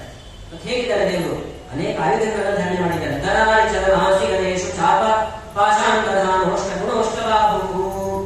ಅನೇಕ ಆಯುಧಗಳು, ಶಂಖ, ಚಕ್ರ, ಚರ್ಮ ಅನ್ನುವಂತಹ ಒಂದು ಆಯುಧ ಇದೆ. ಚರ್ಮ ಅನ್ನೋ ಸಂಸ್ಕೃತದಲ್ಲಿರುವಂತಹ ಶಬ್ದ, ಅದಕ್ಕೆ ಕನ್ನಡದಲ್ಲಿ ವ್ಯಾಕರಣ ತಿಳಿಸುವಾಗ ಗುರಾಣಿ ಅಂತ ಕರೀತಾರೆ. ಆ ಆಯುಧವನ್ನ ಧಾರಣೆ ಮಾಡಿ ಖಡ್ಗ, ಗದ, ಬಾಣ, ಧನುಸು, ಪಾಶ ಇವುಗಳನ್ನೆಲ್ಲ ಧಾರಣೆ ಮಾಡಿರ್ತಕ್ಕಂಥ ನಾರಾಯಣ ನಮ್ಮನ್ನೆಲ್ಲ ರಕ್ಷಣೆ ಮಾಡಲಿ ಅಂತ ಕೇಳಿಕೊಳ್ತಾರೆ. ಜನೇಶು ಮಹಾಂ ರಕ್ಷತು ಮತ್ಸ್ಯ ಮೂರ್ತಿಗೆ, ಜಲದಲ್ಲಿ ಮತ್ಸ್ಯ ರೂಪದಿಂದ ಪರಮಾತ್ಮೆಯಿಂದ ನಾವು ರಕ್ಷಣೆ ಮಾಡಲಿ ಅಂತ. ನೀರಿನಲ್ಲಿ ಸ್ನಾನಕ್ಕೆ ಅಂತ ಹೋಗ್ತೇವೆ ನಾವು. ಎಷ್ಟು ತೀರ್ಥಕ್ಷೇತ್ರಗಳಿಗೆ ಹೋದಾಗ ನದಿಗೆ ಸ್ನಾನಕ್ಕೆ ಅಂತ ಹೋಗ್ತೇವೆ. ಅನಿವಾರ್ಯ. ತೀರ್ಥಕ್ಷೇತ್ರಕ್ಕೆ ಹೋದಾಗ ಮಠಗಳಲ್ಲಿ ಸ್ನಾನ ಮಾಡಿದ್ರೆ ಹೇಗೆ, ತೀರ್ಥಕ್ಷೇತ್ರಕ್ಕೆ ಹೋಗಿದ್ದೀವಿ ನದಿಗಳಲ್ಲಿ ಸ್ನಾನ ಮಾಡಬೇಕು ಅಂತ ಹೋಗಿರ್ತೀವಿ. ಎಲ್ಲಿ ಎಷ್ಟು ಸೆಳೆದ ಇರುತ್ತೋ ಇಲ್ವೋ, ಯಾವ ಪ್ರಾಣಿಗಳಿರುತ್ತೋ ಇಲ್ವೋ, ಅಂತಹ ಸಮಯದಲ್ಲಿ ನಮ್ಮ ರಕ್ಷಣೆ ಮಾಡಲಿಕ್ಕಾಗಿ ಮತ್ಸ್ಯ ಪರಮಾತ್ಮ ನೀರು ಅಂತ ಕೇಳಿಕೊಳ್ಳುವಂಥದ್ದು. ಜಲೇಶು ಅಂತ ಇದೆ, ಜಲ ಅಂತ ಅಭಿಪ್ರಾಯ. ಸಂಸ್ಕೃತದಲ್ಲಿ ಲಡಯೋರ ವೇದ ಅಂತ ನಿಯಮ ಇದೆ. ಲಕಾರಕ್ಕೆ ಡಕಾರಕ್ಕೆ ಅಭೇದ ಒಂದೇ ಅಂತ. ಜಡೇಶು ಮಹಾಂ ರಕ್ಷತು ಮತ್ಸ್ಯಮೂರ್ತಿಗೆ ಹಾಗೂ ಅರ್ಥ ಮಾಡಿಕೊಳ್ಳಿ ಅಂತಾರೆ. ಜಡ ಅಂದ್ರೆ ಜಾಡ್ಯ, ಯಾವಾಗಲೂ ಕೂಡ ಜಾಡ್ಯ, ಲೇಸಿನೆಸ್ ಅಂತ ನೋಡಿ. ಜಾಡ್ಯ ಅನೇಕ ಬಾರಿ ಬರ್ತಾ ಇರುತ್ತೆ. ಆ ಜಾಡ್ಯದಿಂದ ನಮ್ಮನ್ನು ದೂರ ಮಾಡಬೇಕು ಅಂತ ಮತ್ಸ್ಯ ಪರಮಾತ್ಮನ ಅನುಗ್ರಹ ಆಗಬೇಕು ಅಂತ. ಮತ್ಸ್ಯ ಹೇಗಿರ್ತದೆ, ಒಂದು ಕ್ಷಣ ಒಂದು ಕಡೆಗೆ ಹೋಗಿಲ್ಲ, ಭಾರಿ ಚಂಚಲ ಸ್ವಭಾವದಲ್ಲ. ಹಾಗಾಗಿ ನಮ್ಮನ್ನು ಕೂಡ ಪ್ರತಿ ಕ್ಷಣವೂ ಕೂಡ ಅನೇಕ ಕಡೆಗೆ ನಿನ್ನ ಸೇವೆಗಳಲ್ಲಿ ಆಸಕ್ತರಾಗುವಂತೆ ನಾವು ಜಾಡ್ಯವನ್ನು ದೂರ ಮಾಡುವುದು ಅಂತ ಕೇಳಿಕೊಳ್ಳುವಂತ. ಯಾವುದೋ ಕಡೆ ಅಂತಂದ್ರೆ ಅನೇಕ ಪ್ರಾಣಿಗಳೆಲ್ಲ ನಮ್ಮನ್ನ ಸೆಳೆಲಿಕ್ಕಾಗಿ ಬರುತ್ತೆ. ಎಂತೆಂಥ ಪ್ರಾಣಿಗಳು ಅಂತ ಗೊತ್ತೇ ಆಗೋದಿಲ್ಲ ನಮಗೆ. ಉದಾಹರಣೆ ಹೇಳಬೇಕು ಅಂತಂದ್ರೆ ನಾವು ಗೂಗಲ್ ಮಾಡಿ ನೋಡಬೇಕು, ತುಂಬಾ ಬಿಗ್ಗೆಸ್ಟ್ ಅನಿಮಲ್ ಯಾವುದು, ಸ್ಟ್ರಾಂಗೆಸ್ಟ್ ಅನಿಮಲ್ ಯಾವುದು ಅಂತ ನೋಡಿದ್ರೆ ಗೂಗಲ್ ಏನ್ ತಿಳಿಸಿಕೊಡುತ್ತೆ ಅಂದ್ರೆ ಬ್ಲೂ ವೇಲ್ ಅಂತ ಏನಿದೆ ತಿಮಿಂಗಿಲ, ಆ ತಿಮಿಂಗಿಲವನ್ನೇ ಕೊಡ್ತಾರೆ. ತಿಮಿಂಗಿಲ ತುಂಬಾ ದೊಡ್ಡದಾಗಿರ್ತಕ್ಕಂತಹ ಪ್ರಾಣಿ ಅಂತ. ಆದ್ರೆ ಪುರಾಣಗಳಲ್ಲಿ ಹೇಳ್ತಾರೆ ಸಾಗರದಲ್ಲಿ ಎಂತೆಂಥ ಪ್ರಾಣಿಗಳಿರ್ತಾವೆ ನೋಡಿ. ಯಾವ ಸಂಶೋಧನೆಯಿಂದಲೂ ಕೂಡ ತಿಳಿದು ಬಂದಿಲ್ಲ. ಪುರಾಣಗಳು ಸ್ಪಷ್ಟವಾಗಿ ಹೇಳುತ್ತೆ, ತಿಮಿಂಗಿಲಗಿಲೋಪ್ಯಸ್ತಿ ತದ್ಗಿಲೋಪ್ಯಸ್ತಿ ಸಾಗರೆ ಅಂತ ತಿಳಿಸುತ್ತೆ. ಸಾಗರ ಅಂದ್ರೆ ಸಮುದ್ರದಲ್ಲಿ ಬೇರೆ ಬೇರೆ ದೊಡ್ಡ ದೊಡ್ಡ ಪ್ರಾಣಿಗಳನ್ನೆಲ್ಲ ತಿನ್ನುವಂಥದ್ದು ತಿಮಿಂಗಿಲ. ಆ ತಿಮಿಂಗಿಲವನ್ನೇ ತಿನ್ನುವಂತಹ ತಿಮಿಂಗಿಲ ಇದೆ ಅಂತ. ತಿಮಿಂಗಿಲ ಅಂದ್ರೆ ಬೇರೆ ಶಬ್ದದಿಂದ ತಿಮಿಂಗಿಲ ಗಿಲೋಪ್ಯಸ್ತಿ. ಗಿಲ ಅಂದ್ರೆ ದೊಡ್ಡ ಪ್ರಾಣಿ ಅನ್ನೋ ಅಭಿಪ್ರಾಯ. ತಿಮಿಂಗಿಲವನ್ನೇ ತಿನ್ನುವಂತಹ ಪ್ರಾಣಿಗಳಿದ್ದಾರೆ. ಅಷ್ಟೇನಾ ಅಂದ್ರೆ ತಿಮಿಂಗಿಲ ಗಿಲೋಪ್ಯಸ್ತಿ ತದ್ಗಿಲೋಪ್ಯಸ್ತಿ ಸಾಗರ. ಮತ್ತೆ ಒಂದು ಅಂಶವನ್ನ ಮುಂದೆ ತೆಗೆದುಕೊಂಡು ಹೇಳುತ್ತೆ ಪುರಾಣ, ಆ ತಿಮಿಂಗಿಲ ಗಿಲವನ್ನೂ ತಿನ್ನುವಂತಹ ಗಿಲಗಳಿದ್ದಾವೆ ಅಂತ. ಅದಕ್ಕೇನಂತಾರೆ, ತಿಮಿಂಗಿಲ ಗಿಲಗಿಲ ಅನ್ನಬೇಕಷ್ಟೇ. ಅಂತಹ ಪ್ರಾಣಿಗಳೆಲ್ಲ ಇದಾವೆ ಸಾಗರದಲ್ಲಿ. ಯಾವಾಗ ಯಾವ ಸಮಯದಲ್ಲಿ ತೊಂದರೆ ಬರುತ್ತೆ ಹೇಳಲಿಕ್ಕೆ ಆಗೋದಿಲ್ಲ. ಅಂತಹ ಸಮಯದಲ್ಲೆಲ್ಲ ರಕ್ಷಣೆ ಮಾಡಬೇಕು ಮತ್ಸ್ಯ ರೂಪದಿಂದ ಪರಮಾತ್ಮ ಅಂತ. ಸ್ಥಳೇ ಚ ಮಾಯಾವಟು ವಾಮನೋಯಾತ್. ಪ್ರತಿಯೊಂದು ಸ್ಥಳಗಳಲ್ಲಿ, ಸ್ಥಳ ಅಂತಂದ್ರೆ ಉದಾಹರಣೆ ಒಂದು ಸೈಟ್ಗಳನ್ನ ತೆಗೆದುಕೊಳ್ಳಬಹುದು. ಈಗ ಸೈಟ್ಗಳಲ್ಲಿ ಅನೇಕ ಜನ ಮೋಸ ಹೋಗ್ತಾರೆ. ಯಾರು ಮೋಸ ಹೋಗ್ತಾರೆ ಅಂತಂದ್ರೆ ಯಾರಿಗೆ ಮಾತಾಡಿ ಸರಿಯಾಗಿ ಬರ್ತಿರೋದಿಲ್ಲ ಅಂಥವ್ರು ಮೋಸ ಹೋಗ್ತಾರೆ. ಅಂತಹ ಸಮಯದಲ್ಲಿ ರಕ್ಷಣೆ ಯಾರು ಮಾಡಬೇಕು ಅಂದ್ರೆ ವಾಮನ ರಕ್ಷಣೆ ಮಾಡಬೇಕು. ತನ್ನ ಮಾತಿನಿಂದಲೇ, ಬಾಯಿ ಮಾತಿನಿಂದಲೇ ಹಸುರನ್ನೆಲ್ಲ ಕಟ್ಟಿ ಹಾಕಿಬಿಟ್ಟಲ್ಲ ಸ್ವಾಮಿ. ಆ ವಾಮನನ ಅನುಗ್ರಹ ಇತ್ತು ಅಂತಂದ್ರೆ ಸ್ಥಳಕ್ಕೆ ಸಂಬಂಧಪಟ್ಟಂತಹ ಯಾವ ತೊಂದರೆಯೂ ಕೂಡ ಆಗೋದಿಲ್ಲ ಅಂತ. ತ್ರಿವಿಕ್ರಮಕ್ಕೆ ಮತ್ತು ವಿಶ್ವರೂಪ, ವಾಮನ ತ್ರಿವಿಕ್ರಮನಾಗಿ ಬೆಳೆದ. ತ್ರಿವಿಕ್ರಮ ಎಲ್ಲಿ ರಕ್ಷಣೆ ಮಾಡಬೇಕು ಅಂತಂದ್ರೆ ಆಕಾಶದಲ್ಲಿ ರಕ್ಷಣೆ ಮಾಡಬೇಕು ಅಂತ. ವಿಮಾನದಲ್ಲಿ ಪ್ರಯಾಣ ಮಾಡುವಂತಹ ಪ್ರಸಂಗ ಬರಬಹುದು. ಆ ಸಮಯದಲ್ಲಿ ರಕ್ಷಣೆ ಮಾಡಲಿಕ್ಕಾಗಿ ಯಾರಿದ್ದಾರೆ, ತ್ರಿವಿಕ್ರಮನೇ ರಕ್ಷಣೆ ಮಾಡಬೇಕು ಅಂತ ಕೇಳ್ತಾರೆ.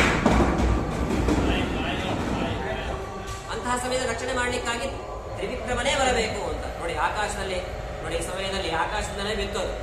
ಅಕಸ್ಮಾತ್ ಏನು ಇರಲಿಲ್ಲ ಅಂತಂದ್ರೆ ತ್ರಿವಿಕ್ರಮನೇ ಕಾಪಾಡಿದ್ದಾನೆ ಅನ್ಕೊಳ್ಬೇಕು. ಈ ರೀತಿಯ ವ್ಯವಸ್ಥೆಯನ್ನು ಮಾಡಿ ನಮಗೆ. ಅಥವಾ ಇತ್ತೀಚೆಗೆ ನಡೆದಂತಹ ಒಂದು ಪ್ರಸಂಗವನ್ನು ತೆಗೆದುಕೊಳ್ಳುವುದು ಅಂತ ಆದ್ರೆ, ಅಹಮದಾಬಾದ್ನಲ್ಲಿ ದೊಡ್ಡ ದುರಂತ ನಡೀತು, ನಿಮಗೆಲ್ಲ ಗೊತ್ತು.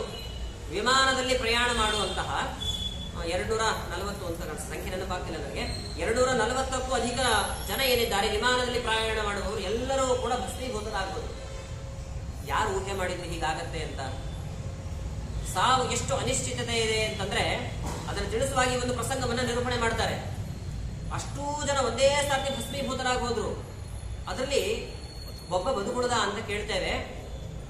ಇನ್ನು ವಿಶೇಷ ಏನು ಅಂತಂದ್ರೆ, ಒಬ್ಬ ಸ್ತ್ರೀ, ಅವಳು ಆ ವಿಮಾನದಲ್ಲಿ ಪ್ರಯಾಣ ಮಾಡಬೇಕಿತ್ತು.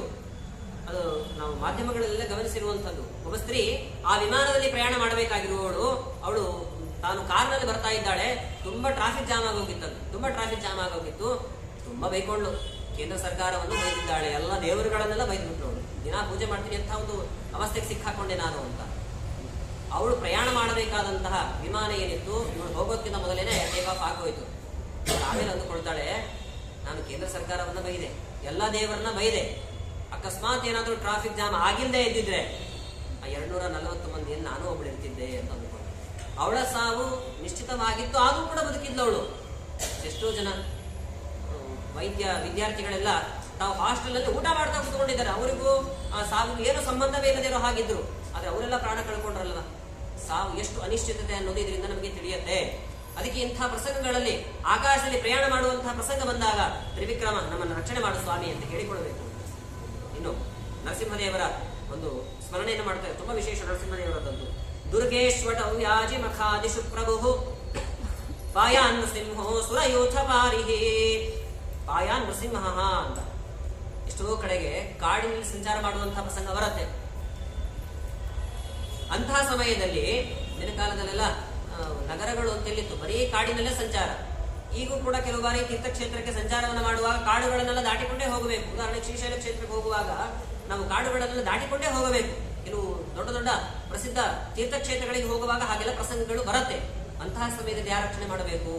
ನರಸಿಂಹದೇವರೇ ನಮ್ಮನ್ನು ರಕ್ಷಣೆ ಮಾಡಬೇಕು, ಬೇರೆ ಯಾರು ಕೂಡ ರಕ್ಷಣೆ ಮಾಡುವವರಿಲ್ಲ ಅಂತ. ಹಾಗೆ ರಕ್ಷಣೆ ಮಾಡಿರುವಂತಹ ಇತಿಹಾಸ ನಡೆದಿದೆ. ಹಿಂದೆ ಏನಾಗಿದೆ ಅಂತಂದ್ರೆ, ಹಿಂದೆ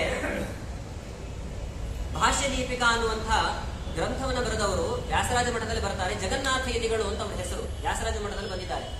ಅವರು ಒಂದ್ಸಾರಿ ತಮ್ಮ ಶಿಷ್ಯರ ಜೊತೆ ಕೂಡಿಕೊಂಡು ಪ್ರಯಾಣವನ್ನ ಮಾಡ್ತಾ ಇದ್ರೆ ಕಾಡು ಬಂದಿದೆ. ಕಳ್ಳರಿಗೆಲ್ಲ ಚೆನ್ನಾಗಿ ಗೊತ್ತಿತ್ತು, ಸನ್ಯಾಸಿಗಳು ದೇವರ ಪೆಟ್ಟಿಗೆ ಅಂತ ಏನ್ ತರ್ತಾರೆ, ಆ ದೇವರ ಪೆಟ್ಟಿಗೆಯಲ್ಲಿ ತುಂಬಾ ಬೆಲೆ ಬಾಳುವಂತಹ ವಸ್ತುಗಳು ಇರ್ತಾವೆ ಅಂತ ದೇವರ ಪೆಟ್ಟಿಗೆಯನ್ನು ಹಾರಿಸ್ಬಿಟ್ರೆ ಬೇಕಾದಷ್ಟು ಸಂಪತ್ತು ಸಿಗತ್ತೆ. ಯಾರು ಅಲ್ಲಿ ಪೊಲೀಸರು ಯಾರಾದ್ರೂ ಬರ್ತಾರೆ, ಯಾರು ಬರ್ಲಿಕ್ಕೆ ಸಾಧ್ಯ ಇಲ್ಲ ಅಂತ ಅಲ್ಲಿ ಆಕ್ರಮಣವನ್ನು ಮಾಡಿದ್ರಂತೆ. ದೇವರ ಪೆಟ್ಟಿಗೆ ಗುರುಗಳ ಹತ್ರ ಇಟ್ಬಿಟ್ಟು ಶಿಷ್ಯರೆಲ್ಲ ಓಡಿ ಹೋಗ್ಬಿಟ್ರು. ಶಿಷ್ಯರಲ್ಲಿದ್ದಾರೆ ಅಂತ ನೋಡ್ತಾರೆ ಗುರುಗಳು, ಜಗನ್ನಾಥದಾಸರು ಯಾರೂ ಇಲ್ವೇ ಇಲ್ಲ. ಇಂತಹ ಆಪತ್ತಿನ ಸಮಯದಲ್ಲಿ ಶಿಷ್ಯರಿರಬೇಕೋ ಬೇಡ, ಇಂತಹ ಸಮಯದಲ್ಲಿ ಇರೋದಿಲ್ಲ. ಎಲೆ ಹಾಕಿದಾಗ ಎಲ್ಲರೂ ಕೂಡ ಜೋರಾಗಿ ಓಡಿ ಓಡಿ ಬರ್ತಾರೆ ಅಷ್ಟೇ. ಈ ಸಮಯದಲ್ಲಿ ಆಗುವಾಗ ಶಿಷ್ಯರು ಯಾರೂ ಇಲ್ಲ. ಕಣ್ಣನ್ನು ಉಚ್ಚಿಕೊಂಡು ದೇವರ ಧ್ಯಾನವನ್ನ ಮಾಡಿ ಕಣ್ಣು ತೆರೆದು ನೋಡ್ತಾರೆ. ಕಣ್ಣು ತೆರೆದು ನೋಡೋಷ್ಟರಲ್ಲಿ ಎಲ್ಲ ಆಕ್ರಮಣವನ್ನು ಮಾಡಬೇಕು ಅಂತ ಏನೋ ಬಂದಿದ್ರು, ಅವರೆಲ್ಲ ಓಡಿ ಓಡಿ ಹೋಗ್ತಾ ಇದ್ದಾರಂತೆ. ಓಡಿ ಓಡಿ ಹೋಗ್ತಾ ಇದ್ದಾರೆ. ಯಾಕೆ ಓಡಿ ಹೋಗ್ತಾ ಇದ್ದಾರೆ ಅಂತಂದ್ರೆ ಕೇಳಿದ್ರೆ ಜಗನ್ನಾಥ ಯತಿಗಳು. ಆಗ ಒಬ್ಬ ಕೈಲಿ ಓಡಿ ಹೋಗ್ತಾ ಇದ್ದಂತ ಒಬ್ಬ ದರೋಡೆಕೋರ ಅವನು ಹೇಳ್ತಾನೆ, ಒಂದು ದೊಡ್ಡ ಸಿಂಹ ಬಂದು ನಮ್ಮ ಮೇಲೆ ಆಕ್ರಮಣ ಮಾಡ್ಲಿಕ್ಕೆ ಅಂತ ಬಂದು, ಆ ಸಿಂಹ ನೋಡಿ ನೋಡಿ ಅಲ್ಲೇ ಹೋಗ್ತಾ ಇದೆ ಅಂತ, ಒಂದು ಮಾವಿನ ಮರದಲ್ಲಿ ಹೋಗ್ತಾ ಇದೆ ಅಂತ ಹೇಳ್ಬಿಟ್ಟು ಓಡಿ ಹೋದ್ರಂತೆ. ಅಂತದ್ದು ಯಾರು ಅಂತ ತುಂಬಾ ವಿಚಾರ ಮಾಡಿ ಅವ್ರು ಅಂದುಕೊಂಡ್ರು, ಸಾಕ್ಷಾತ್ ನರಸಿಂಹದೇವರೇ ಬಂದಿದ್ದಾರೆ ಅಂತ ಅಂದುಕೊಂಡ್ರು. ಆ ಸಮಯದಲ್ಲಿ ಜಗನ್ನಾಥ ಯತಿಗಳೇನಿದ್ದಾರೆ ಈ ಶ್ಲೋಕವನ್ನು ಹೇಳಿಕೊಳ್ತಾ ಇದ್ರಂತೆ. ದುರ್ಗೇಶ್ವರ ವ್ಯಾಜ ಮಖಾದಿಶು ಪ್ರಭು ಪಾಯಾನ್ ನೃಸಿಂಹೋ ಸುರಯೂಥ ಪಾರಿಹಿ. ಕಾಡಿನಲ್ಲಿ ಸಂಚಾರವನ್ನು ಮಾಡುವಂತಹ ಸಮಯದಲ್ಲಿ ನರಸಿಂಹದೇವರು ಕಾಪಾಡಲಿ ಅಂತ. ಸುಮ್ಮನೆ ಕಥೆಯಾಗಿ ಉಳಿದಿಲ್ಲ ಅವರು, ಅದು ಇದು ಈ ಪ್ರಸಂಗ ದಾಖಲೆ ಮಾಡಿದ್ದಾರೆ ಅವರು. ಜಗನ್ನಾಥ ಯತಿಗಳು ಅಂತ ಏನಿದ್ದಾರೆ ತಮ್ಮ ಪುಸ್ತಕಗಳಲ್ಲಿ ದಾಖಲೆ ಮಾಡ್ತಾ ಈ ಒಂದು ಪ್ರಸಂಗವನ್ನ ಅವರು ನಿರೂಪಣೆ ಮಾಡ್ತಾರೆ. ಅವ್ರು ಹೇಳುವಂತಹ ಶ್ಲೋಕ ನೋಡಿ ಹೇಗಿದೆ. ಆಮ್ರಸ್ತಂಭಾತ ಸಮಾಗತ್ಯ ತಾಮ್ರತುಂಡಾನ ನಿಹತ್ಯಯ ಕಮ್ರಂ ನೋಮೆ ಜಗನ್ನಾಥಂ ನಮ್ರೋಪಾತಂ ನೃಕೇಸರಿ ಅಂತಾರೆ. ನಮ್ರೋಪಾತಂ ನೃಕೇಸರಿ. ಅವರು ಆಕ್ರಮಣ ಮಾಡಿದಂತಹ ದರೋಡೆಕೋರರು ಏನಿದ್ದಾರೆ ಅವರು ಪಾಶ್ಚಾತ್ಯದವರಂತೆ, ಪ್ರಾಯಶಃ ಅಮೆರಿಕನ್ಸ್ ಆಗಿದ್ರು ಅಂತ ಅನ್ಸುತ್ತೆ. ಈ ಶ್ಲೋಕ ನೋಡಿದಾಗ ಹಾಗೆ ಅನ್ಸುತ್ತೆ ನೋಡಿ. ಶ್ಲೋಕ ಹೀಗಿದೆ, ಆಮ್ರಸ್ತಂಭಾತ್ ಸಮಾಗತ್ಯ. ಆಮ್ರಸ್ತಂಭ ಅಂದ್ರೆ ಆಮ್ರ ಅಂದ್ರೆ ಮಾವು ಅಂತ, ಮಾವಿನ ಮರದಿಂದ ಬಂದಂತಹ ನರಸಿಂಹದೇವರು ಏನ್ ಮಾಡಿದ್ದಾರೆ ಅಂದ್ರೆ ತಾಮ್ರತುಂಡ ನಿಹತ್ಯ. ತಾಮ್ರತುಂಡ ಅಂತಂದ್ರೆ ಕನ್ನಡದಲ್ಲಿ ಅದಕ್ಕೆ ಕರೆಕ್ಟ್ ಆಗಿ ಟ್ರಾನ್ಸ್ಲೇಟ್ ಮಾಡಿ ಹೇಳಬೇಕು ಅಂತಂದ್ರೆ, ತಾಮ್ರ ಅಂದ್ರೆ ಕೆಂಪು ಅಂತ. ತಾಮ್ರ ಪಾತ್ರೆ ದಿಕ್ಕಿದಾಗ ಆಗಿರ್ಬೇಕು, ಮತ್ತೆ ದಿನ ಬಳಸುವಂತಹ ತಾಮ್ರ ಪಾತ್ರೆ ಕಪ್ಪಾಗಿ ಹೋಗಿರುತ್ತೆ.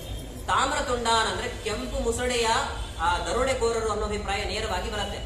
ಆ ಕೆಂಪು ಮುಖದವರ ಏನ್ ದರೋಡೆಕೋರರಿದ್ದಾರೆ ಅವರನ್ನೆಲ್ಲ ಚೆನ್ನಾಗಿ ಬಡಿದು ಓಡಿಸಿದಂತಹ ನಮ್ಮ ನರಸಿಂಹದೇವರೇನಿದ್ದಾರೆ ಅಂತಹ ನೃಕೇಸರಿ ನರಸಿಂಹದೇವರಿಗೆ ನಾನು ಸದಾಕಾಲದಲ್ಲಿ ನಮಿಸ್ತೇನೆ ಅಂತ ಪ್ರಾರ್ಥನೆ ಮಾಡ್ತಾರೆ.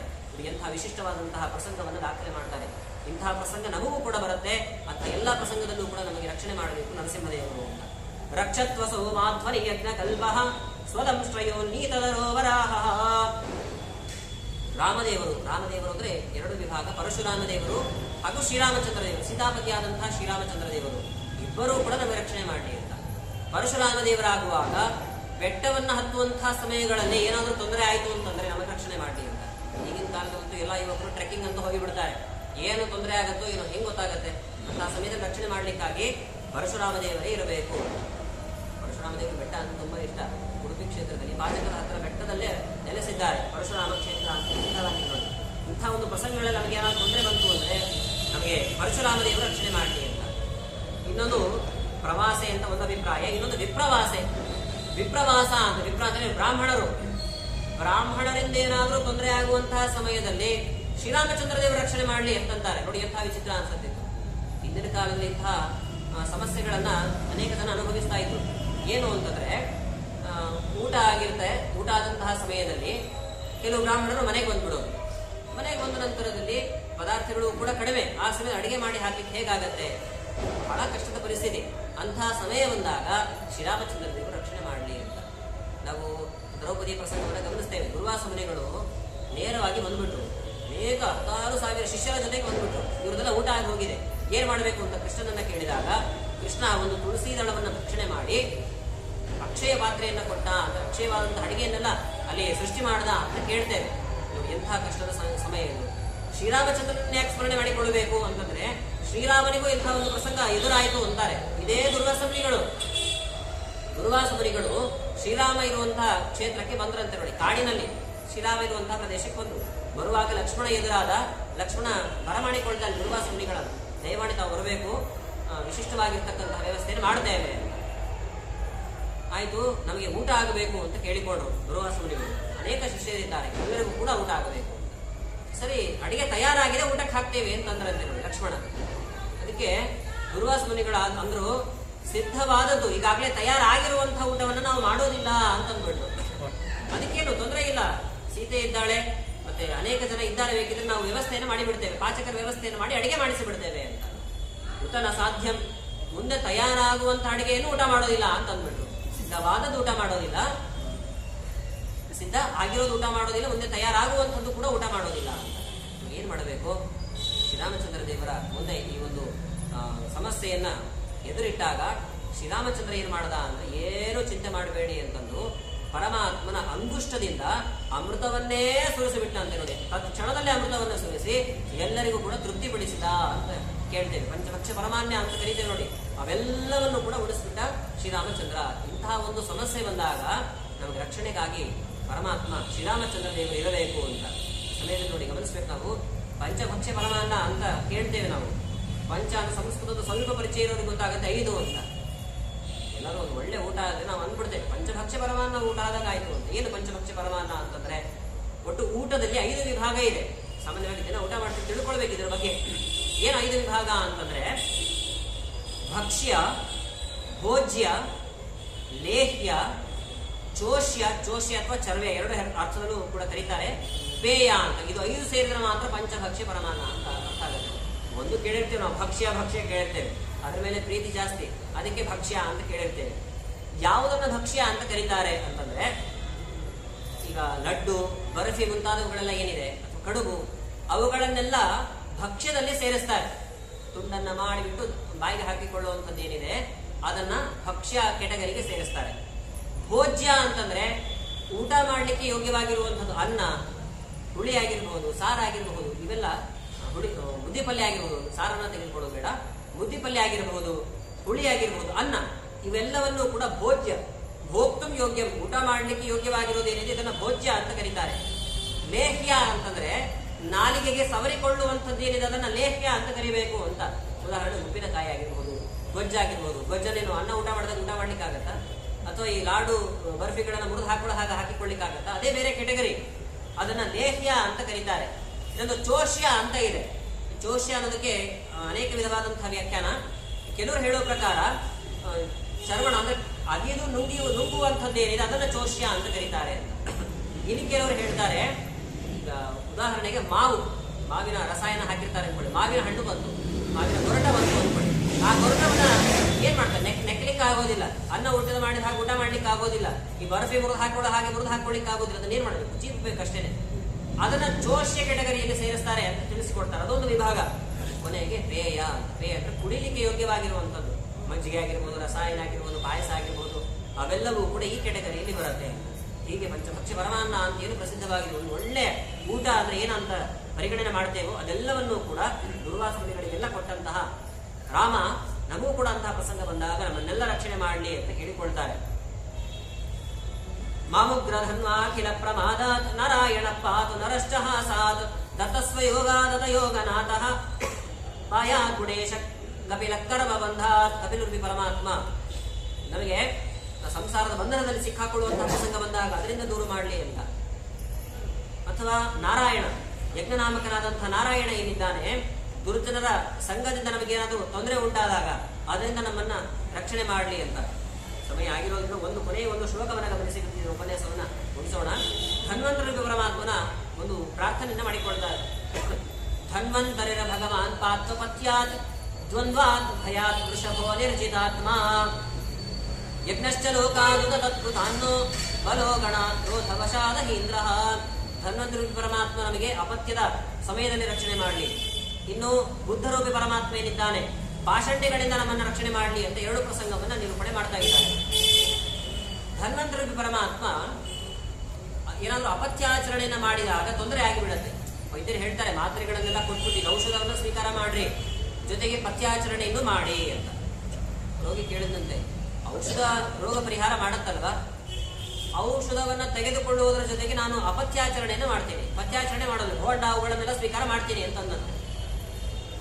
ಔಷಧ ರೋಗವನ್ನು ಪರಿಹಾರ ಮಾಡುತ್ತೆ ನಿಜ, ಆದ್ರೆ ನೀವು ಪಥ್ಯಾಚರಣೆಯನ್ನ ಮಾಡಿದ್ರೆ ಈ ಔಷಧ ತನ್ನ ಕೆಲಸವನ್ನು ವೇಗವಾಗಿ ಮಾಡುತ್ತೆ. ನೀವು ಅಪತ್ಯಾಚರಣೆಯನ್ನ ಮಾಡಿದ್ರೆ ಔಷಧ ರೋಗವನ್ನು ಪರಿಹಾರ ಮಾಡುತ್ತೆ, ವಿಳಂಬವಾಗಿ ಮಾಡುತ್ತೆ ಅಂತ. ಒಂದು ಪ್ರಸಂಗವನ್ನ ನಿರೂಪಣೆ ಮಾಡ್ತಾರೆ. ಒಂದು ಪಕ್ಷಿ ಆಕಾಶದಲ್ಲಿ ಹಾರ್ತಾ ಹಾರ್ತಾ ಒಂದು ಶಬ್ದವನ್ನ ಮಾಡ್ತಾ ಹೋಗ್ತಾ ಇತ್ತಂತೆ. ಏನು ಶಬ್ದ ಮಾಡ್ತಾ ಇತ್ತು ಅಂತಂದ್ರೆ ಕೋರು ಕೋರು ಕೋರು ಅಂತ ಹೀಗೆ ಶಬ್ದವನ್ನ ಮಾಡ್ತಾ ಹೋಗ್ತಾ ಇತ್ತಂತೆ. ಏನೋ ಕಿರಿಸ್ತಾ ಇದೆ ಅಂತ ಅಂದುಕೊಂಡ್ರು ಸುಮ್ಮನೆ ಹಾಗೆ ಹೋಗ್ತಾ ಇದ್ರು ಜನ. ಆ ಕೋರುಕ್ ಅನ್ನೋ ಶಬ್ದ ಏನಿದೆ ಅದನ್ನ ವಿಭಾಗವನ್ನು ಮಾಡಬೇಕು. ಎರಡು ಶಬ್ದ ಇದೆ ಅದರಲ್ಲಿ. ಏನು ಶಬ್ದದ ಅರ್ಥ ಅಂತಂದ್ರೆ ಕೋ ಅಂದ್ರೆ ಕಹ, ಅರುಕ್ ಅಂತಂದ್ರೆ ರೋಗ ಯಾರಿಗಿಲ್ಲ ಅಂತ. ರುಕ್ ಅಂದ್ರೆ ರೋಗ, ಅರುಕ್ ಅಂದ್ರೆ ರೋಗ ಇಲ್ಲದವನ್ ಯಾರು, ರೋಗ ಅರುಕ್ ಕಹ, ರೋಗ ಇಲ್ಲದೆ ಇರೋನ್ ಯಾರು ಅಂತ ಪಕ್ಷಿ ಕೇಳಿದ್ದು. ಯಾರಿಗೂ ಈ ಒಗ್ಗನನ್ನು ಬಿಡಿಸ್ಲಿಕ್ಕೆ ಆಗ್ಲೇ ಇಲ್ಲ. ಕೊನೆಗೆ ವಾಗ್ಭಟ ಅನ್ನುವಂತ ಒಬ್ಬ ವೈದ್ಯ, ಆ ವೈದ್ಯ ಬಂದು ಕಹ ಅರುಕ್ ಅಂತ ಪಕ್ಷಿ ಕೇಳ್ತಾ ಇದೆ, ಆ ಪ್ರಶ್ನೆಗೆ ನಾನು ಉತ್ತರ ಕೊಡ್ತೀನಿ. ಹಿತಭುಕ್, ಮಿತಭುಕ್, ಚ್ಯುತಭುಕ್, ಈ ಮೂರು ಜನರು ಕೂಡ ಆರೋಗ್ಯವಾಗಿರ್ತಾರೆ. ಹಿತಭುಕ್, ಹಿತವಾದದನ್ನು ಯಾರು ಸ್ವೀಕಾರ ಮಾಡ್ತಾರೋ ಅವರು ರೋಗರಹಿತರು. ಮಿತಭುಕ್, ಎಷ್ಟು ಬೇಕೋ ಅಷ್ಟೇ ಸೇವಿಸುವವರೇನಿದ್ದಾರೆ ಅವರು ಅರೋಗಿಗಳು ಅಂತ. ಚ್ಯುತಭುಕ್, ಹೊಟ್ಟೆ ಹಸಿವೆ ಆದಾಗ ಯಾರು ಊಟ ಮಾಡ್ತಾರೋ ಅವರು ಚ್ಯುತಭುಕ್. ಸಿಕ್ಕಾಗ ಏನು ಎದುರಿಗೆ ಕಾಣ್ತು ಅಂತ ಬಾಯಿಗೆ ಹಾಕೊಳ್ಳೋರು ಅನೇಕ ಜನ ಇದ್ದಾರೆ. ಹಾಗಾದರೆ ಅನಾರೋಗ್ಯ ಬಂದ್ಬಿಡುತ್ತಷ್ಟೇ. ಹಾಗಾಗಿ ಇಂಥ ಅನೇಕ ಅಜೀರ್ಣ ಆಗುವಂತಹ ಪ್ರಸಂಗ ಆಗಿರಬಹುದು, ಅಪತ್ಯಾಚರಣೆ ಮಾಡುವಂತಹ ಪ್ರಸಂಗ ಆಗಿರಬಹುದು, ಆ ಸಮಯದಲ್ಲೆಲ್ಲ ನಮಗೆ ಧನ್ವಂತರೂಪಿ ಪರಮಾತ್ಮ ರಕ್ಷಣೆ ಮಾಡಲಿ ಅಂತ ಧನ್ವಂತರಿ ನಾಮಸ್ಮರಣೆಯನ್ನ ಮಾಡಿ ಔಷಧವನ್ನು ಸ್ವೀಕಾರ ಮಾಡಿದರೆ ಔಷಧ ತುಂಬಾ ಪ್ರಭಾವಿಯಾಗಿ ನಮಗೆ ರೋಗವನ್ನೆಲ್ಲ ದೂರ ಮಾಡುತ್ತೆ ಎಂದು ತಿಳಿಸಿಕೊಡ್ತಾರೆ. ಒಂದು ಬುದ್ಧನ ಒಂದು ಪ್ರಸಂಗವನ್ನು ನಿರೂಪಣೆ ಮಾಡುತ್ತೆ. ಬುದ್ಧ ನಮಗೆ ಅನೇಕ ಪಾಷಂಡಿಗಳು ಅಥವಾ ಪಾಖಂಡಿಗಳು ಅಂತ ಹೇಳಿ ಕರೀತಾರೆ, ದುಷ್ಟ ಜನ, ಅವರಿಂದ ನಮ್ಮನ್ನ ರಕ್ಷಣೆ ಮಾಡಲಿ ಅಂತ. ಈ ಬುದ್ಧನ ಅವತಾರ ಆದದ್ದೇ ತುಂಬಾ ಸ್ವಾರಸ್ಯಕರ. ತುಂಬಾ ಜನ ಬುದ್ಧನ ಅವತಾರ ಇಲ್ಲ ಅಂತ ಅಂದುಕೊಳ್ತಾರೆ. ಬುದ್ಧನ ಅವತಾರ ಅಕ್ಷರಶಃ ಇದೆ, ಅದನ್ನ ಮಧ್ವಾಚಾರ್ಯರೆಲ್ಲರೂ ಕೂಡ ನಿರೂಪಣೆ ಮಾಡಿದ್ದಾರೆ. ಅವನ ಕಥೆ ನಮ್ಗೆ ಗೊತ್ತೇ ಇಲ್ವಲ್ಲ ಅಂತಂದ್ರೆ ತುಂಬಾ ಸಂಕ್ಷಿಪ್ತವಾಗಿ, ತುಂಬಾ ಹೊತ್ತೇನಿರಲಿಲ್ಲ. ಬುದ್ಧರಾಮಕನಾದ ಪರಮಾತ್ಮ ಬಾಲಕನಾಗಿ ಪುಟ್ಟ ಮಗುವಾಗಿ ಅವತಾರ ಮಾಡಿದ. ಮಗುವಾಗಿ ಅವತಾರ ಮಾಡಿದ್ದೇ ತಡ ಮಾತನಾಡಲಿಕ್ಕೆ ಶುರು ಮಾಡಿದ್ದಂತೆ. ನೋಡಿ, ನಾನೇ ಸರ್ವೋತ್ತಮ ಅಂತ ಹೇಳಿ ಪ್ರಾರಂಭ ಮಾಡ್ದ. ಅಲ್ಲಿ ಅನೇಕ ಜನ ದೇವತೆಗಳು, ದಾನವರು ಎಲ್ಲರೂ ಕೂಡ ಸೇರಿದ್ರು. ನೀನು ಸರ್ವೋತ್ತಮ ಅಂತ ನಾವು ಹೇಗೆ ಒಪ್ಬೇಕು, ಅಂದ್ರೆ ಯುದ್ಧ ಮಾಡೋಣಬೇಕಿದ್ರೆ ಅಂತಂದಂತೆ. ನೋಡಿ, ಮಗು ಆಯ್ತು ಅಂತ ಯುದ್ಧ ನಡೆಯಿತು. ಯುದ್ಧ ಆದಾಗ ಬುದ್ಧರಾಮಕನಾದ ಪರಮಾತ್ಮ ಎಲ್ಲ ಅಸುರರನ್ನ ಸೋಲಿಸಿಬಿಟ್ಟ, ಸೋಲಿಸಿಬಿಟ್ಟ. ಸೋಲಿಸಿದ ನಂತರ ಎಂಥ ಪರಾಕ್ರಮಿ, ನೀನೇ ಸರ್ವೋತ್ತಮ ಅಂತ ಎಲ್ಲರೂ ಕೂಡ ಒಪ್ಪಿಕೊಂಡ್ರು.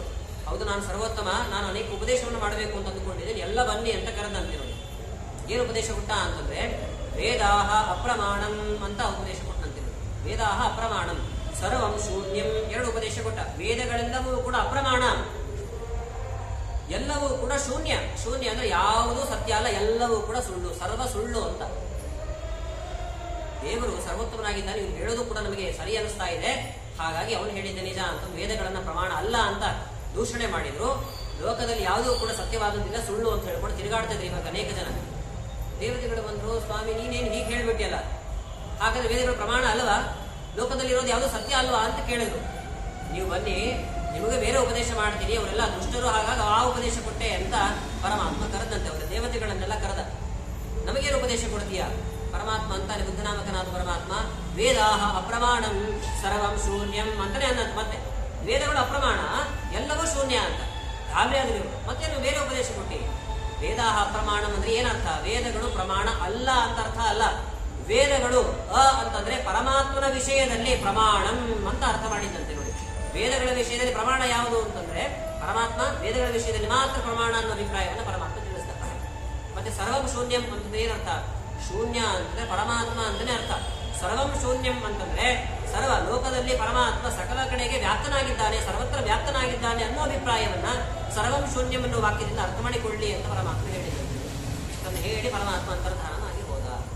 ಬುದ್ಧನಾಮಕನಾದ ಪರಮಾತ್ಮ ಹೀಗೆ ಪಾಖಂಡಿಗಳು ಅಂತ ಏನಿದ್ದಾರೆ ದುರ್ಜನರು, ಅವರ ಜೊತೆಗೆ ನಾವು ಹೀಗೆ ಅನಾಚಾರಿಗಳಾಗುವಂಥದ್ದು ಅಥವಾ ವೇದಗಳು ಪ್ರಮಾಣ ಅಲ್ಲ ಅಂತ ತಿಳಿದುಕೊಳ್ಳುವಂಥದ್ದು ಇಂತಹ ಪ್ರಸಂಗಗಳು ಬಂದಾಗ ನಮ್ಮನ್ನು ರಕ್ಷಣೆ ಮಾಡಬೇಕು ಬುದ್ಧನಾಮಕನಾದ ಪರಮಾತ್ಮ ಅಂತ ಪ್ರಾರ್ಥನೆ ಮಾಡ್ತಾರೆ. ಈಗ ಅನೇಕ ವಿಷಯಗಳನ್ನು ಒಳಗೊಂಡಂತಹ ಅತ್ಯಂತ ಉತ್ಕೃಷ್ಟವಾದಂತಹ ಸ್ತೋತ್ರಗಳ ರಾಜ ಅಂತ ಪ್ರಸಿದ್ಧವಾದದ್ದು ನಾರಾಯಣ ವರ್ಮ. ಈಗ ಅನೇಕ ವಿಷಯಗಳನ್ನ ಇನ್ನು ಮುಂದೆ ತಿಳಿಸಲಿಕ್ಕಿದ್ದಾರೆ. ಅದನ್ನು ನಾವು ನಾಳೆ ದಿನ ಶ್ರವಣ ಮಾಡೋಣ ಅಂತ ಹೇಳ್ತಾ ಉಪನ್ಯಾಸವನ್ನು